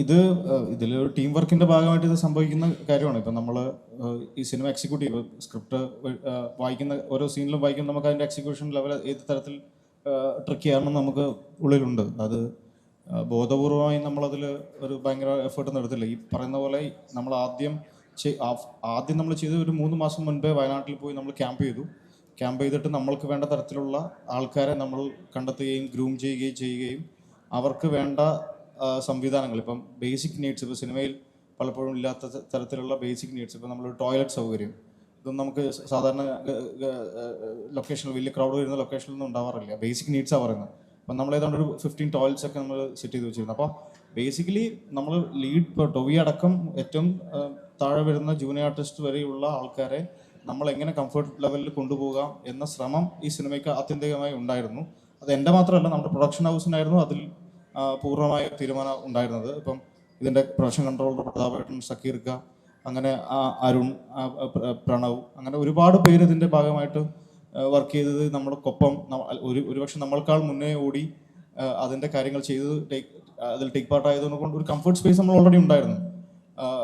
അതുമാത്രമല്ല, നമ്മൾ ഈ ഡിസ്കംഫർട്ട് ആക്കിയിട്ട് കാര്യമില്ല. ഇപ്പം ബേസിക്കലി സ്ക്രീനിൽ വരുന്ന സാധനം ഇൻപുട്ട് ഭയങ്കര ഇമ്പോർട്ടൻ്റ് ആണ് സിനിമയിൽ. തിയേറ്ററിൽ അതാണല്ലോ ഉണ്ടാവുക. അപ്പം കംഫർട്ടബിൾ ആയിട്ടുള്ളൊരു സ്പേസ് ആർട്ടിൽ ഉണ്ടാക്കി എടുക്കുക എന്നുള്ളത് വലിയ ഇമ്പോർട്ടൻ്റ് ആയിട്ടുള്ള കാര്യമാണ്. നമ്മൾ ചിലപ്പം ശരിക്കും നമ്മൾ സ്ട്രെസ്സിൻ്റെ പടുകുഴിയിലായിരിക്കും സംവിധായകൻ ചിലപ്പോൾ ഉണ്ടാവുക. എന്നാൽ പോലും അത് നമ്മൾ റിഫ്ലക്ട് ചെയ്യാതിരിക്കുക. നമ്മൾ ഈ മറ്റ് സംവിധായകരുടെ കൂടെ വർക്ക് ചെയ്യുമ്പോൾ നേരത്തെ ഞാൻ പറഞ്ഞ പോലെ എങ്ങനെ നല്ലതുണ്ടാക്കാം, എങ്ങനെ ചീത്തയായിട്ടുണ്ടാക്കാം എന്ന പഠനത്തിൻ്റെ ഭാഗമായിട്ട് ചിലപ്പോൾ ഉള്ളിലുള്ളതായിരിക്കാം. നമ്മൾ വെറുതെ കിടന്ന് ബഹളം വെക്കുകയോ വെറുതെ കിടന്ന് ഷോ ചെയ്യുകയോ ചെയ്താൽ അത് ആ സിനിമയുടെ ആ സമയത്തെ ഔട്ട്പുട്ടിനെ അത് ബാധിക്കുകയും ഒരു ദിവസം ഷൂട്ട് ചെയ്യണം, ചിലപ്പോൾ 5 ദിവസം ഷൂട്ട് ചെയ്താലും തീരില്ല. ഇപ്പം എനിക്ക് ഈഗോ വന്ന് വെറുതെ എന്തെങ്കിലും ഷൂട്ട് ചെയ്താൽ ചിലപ്പോൾ ടൊവിക്ക് അതിനേക്കാൾ ഈഗോ വരും. ടൊവിക്ക് ചിലപ്പോൾ അതിനേക്കാൾ റിയാക്ട് ചെയ്യേണ്ടി വരും. ഒരു കാര്യമില്ലാത്ത കാര്യത്തിന് അങ്ങനെ ഷൗട്ട് ചെയ്തിട്ട് കാര്യമില്ലല്ലോ. ഇതൊരു ടീം വർക്കായിരുന്നു. ഞാൻ നേരത്തെ പറഞ്ഞ പോലെ ആ ടീം വർക്കിന്റെ ഔട്ട്പുട്ടാണ് ഈ സിനിമ. ശരിക്കും നമ്മൾക്ക് നമ്മളുടെ സൗഹൃദത്തിന്റെ ഇടയ്ക്ക് വേണമെങ്കിൽ ഫോൺ വിളിച്ചോ നേരിട്ടിരിക്കുമ്പോഴോ ഒച്ച വെക്കാം, ബഹളം വെക്കാം. പക്ഷെ ഒരു സിനിമ അതെന്ന് പറഞ്ഞാൽ നമ്മൾ ഓഫീസിൽ ഒരു ജോലിക്ക് പോകുന്ന സമയത്ത് ഒരു ഓഫീസിനകത്ത് വരുന്ന ആരും അങ്ങനെ ഷൗട്ട് ചെയ്യുകയോ വഴക്കുണ്ടാക്കുകയോ ചെയ്യല്ലോ. അതേപോലെ തന്നെ സിനിമാ സെറ്റും അത്രയും തന്നെ ഒരു സീക്രട്ട് ആയിട്ടുള്ള ഒരു സ്ഥലവും അവിടെ കിടന്ന വഴക്കുകളെക്കാളും ഉണ്ടാവേണ്ടത്. അതായത് ഇത് അനുരാജ് പറയുമ്പോൾ എനിക്ക് അതിനെ വൗച്ച് ചെയ്യാൻ പറ്റുന്നത് എന്താണെന്ന് വെച്ചാൽ അനുരാജ് ഇങ്ങനെയാണ് ഈ സിനിമ സംവിധാനം ചെയ്തത്. പറഞ്ഞ സമയത്തിന് വളരെ സ്മൂത്തായിട്ട് നമ്മളെ ഈ സിനിമയുടെ ഷൂട്ടും തീർന്നു. അതിൻ്റെ അർത്ഥം ഇതാണ്, ഇതും ശരിയായ ഒരു രീതിയാണ് വർക്ക് ചെയ്യാൻ എന്നുള്ളതാണ്. അത് പ്രണവിനോട് നേരത്തെ ചോദിക്കാറുന്ന ചോദ്യം മൈക്ക് കിട്ടി സീക്വൻ ചോദിക്കോ? ഇപ്പോൾ ഈ ഒരു ക്യാരക്ടർ എന്തോരം ചലഞ്ചിങ് ആയിരുന്നു? ഓപ്പോസിറ്റ് ടോയ് ചേട്ടൻ കുറേ ഇങ്ങനെ നിന്നപ്പോൾ എന്തോരം ചലഞ്ചിങ് ആയിരുന്നു? ചലഞ്ചിങ് എന്നതിനേക്കാൾ എനിക്ക് ഈ ഒരു ക്യാരക്ടർ ഒരുപാട് സന്തോഷത്തോടു കൂടെ ചെയ്യാൻ പറ്റിയൊരു ക്യാരക്ടറായിരുന്നു. കാരണം ഭയങ്കര ക്ലോസ് ടു ഹാർട്ടായിരുന്നു ഈ ഒരു ക്യാരക്ടർ എനിക്ക്. കാരണം ഞാൻ തമിഴിലാണ് കൂടുതലും സിനിമകൾ ചെയ്തിട്ടുള്ളത്. മലയാളത്തിൽ ഇതിൻ്റെ 2ാമത്തെ മൂവിയാണ് ഓൾറെഡി പറഞ്ഞത്. പിന്നെ ഇതിൽ ആദ്യത്തെ ഒരു എക്സൈറ്റഡ് ആയിട്ടുള്ളൊരു വിഷയം എന്ന് പറയുന്നത് ഇതിൻ്റെ കാസ്റ്റിംഗ് ക്രൂ തന്നെയാണ്. ടോയ് ചേട്ടൻ, സുരാജ് ചേട്ടൻ, ചേരൻ സാറ്, പിന്നെ ഇതിൽ വർക്ക് ചെയ്യുന്ന ടെക്നീഷ്യൻസ് ആയിക്കോട്ടെ, എല്ലാവരും അവരവരുടേതായ മേഖലകളിൽ എല്ലാവരും വളരെയധികം കഴിവ് തെളിയിച്ച ആൾക്കാരാണ്. സോ നമുക്ക് അവരുടെ കൂടെ വർക്ക് ചെയ്യാൻ പറ്റുക എന്ന് പറയുന്നത് തന്നെ വളരെ സന്തോഷവും ഒരു ആത്മപ്രശംസയും അകത്ത് തോന്നുന്ന ഒരു നിമിഷമായിരുന്നു. പിന്നെ ഇതിലെ ക്യാരക്ടർ എങ്ങനെ പ്ലേ ചെയ്തു, അതിന് എത്രത്തോളം ചാലഞ്ചിങ് എനിക്കുണ്ടായിരുന്നു എന്ന ചോദ്യത്തിന് ഇതിൻ്റെ ക്രൂ തന്നെയായിരിക്കും ഇത് സ്ക്രീനിൽ ഇത്രയും ഭംഗിയായിട്ട് കൊണ്ടുവരാൻ കാരണമായിട്ടുണ്ടാവുക. കാരണം ഇത് ഓൾറെഡി ഞാൻ പറഞ്ഞല്ലോ, ഇതെല്ലാവരും കൂടെ കൂട്ടായ്മയായിട്ട് വർക്ക് ചെയ്ത് നമുക്ക് കിട്ടിയ ഒരു ബെസ്റ്റ് ഔട്ട്പുട്ടാണ് നിങ്ങളിപ്പോൾ ട്രെയിലറിലായി കണ്ടിട്ടുണ്ടാവുക. പിന്നെ നിങ്ങൾക്ക് 23-ാം തീയതി ഇതിൻ്റെ ഫുൾ സിനിമ കണ്ടു കഴിയുമ്പോൾ മനസ്സിലാകാൻ പറ്റും അത്രത്തോളം ഹാർഡ് വർക്ക് ഇട്ട് നമ്മൾ ചെയ്യുന്ന വർക്കിനോട് നമ്മൾ എത്രത്തോളം താല്പര്യം കാണിക്കുന്നു അല്ലെങ്കിൽ ഇഷ്ടപ്പെടുന്നു എന്നതിൻ്റെ ഒരു ഔട്ട് നമുക്കിത് 23-ാം തീയതി കാണാൻ പറ്റും. പിന്നെ ചാലഞ്ചിങ്ങും കാര്യങ്ങളൊക്കെ ഇതിലുണ്ടായിരുന്നു. നിങ്ങൾക്കത് സിനിമ 23-ാം തീയതി ഇറങ്ങി കഴിയുന്ന സമയത്ത് മനസ്സിലാക്കാൻ പറ്റും. ഞാൻ കൂടുതലൊന്നും പറയുന്നില്ല, അതിൻ്റെ ഒരു ചരട് പൊട്ടിപ്പോവും. അതുപോലെ തന്നെ അത്രേ ഉള്ളൂ. ചേട്ടാ മാറിപ്പോയപ്പോ എന്ത് തോന്നി? ഇഷ്ക്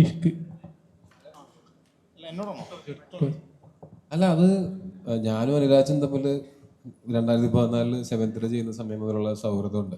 അപ്പോൾ ആ സമയത്ത് തൊട്ട് നമ്മളിങ്ങനെ കഥകൾ ഡിസ്കസ് ചെയ്യലും അങ്ങനത്തെ നിരന്തരമായിട്ട് ഉണ്ടായിക്കൊണ്ടിരുന്നതാണ്. അങ്ങനെ ഇഷ്ക് നമ്മൾ ചെയ്യാം എന്നുള്ളൊരു പ്ലാനൊക്കെ ആയിട്ട്. അപ്പോൾ ഞാൻ അന്ന് ചെയ്യാനിരുന്നത്, ഞാൻ ആ സമയത്ത് ചെയ്തുകൊണ്ടിരുന്ന സിനിമകളുടെ ഡേറ്റിൻ്റെ ഒരു പ്രശ്നം ഉണ്ടായിരുന്നു.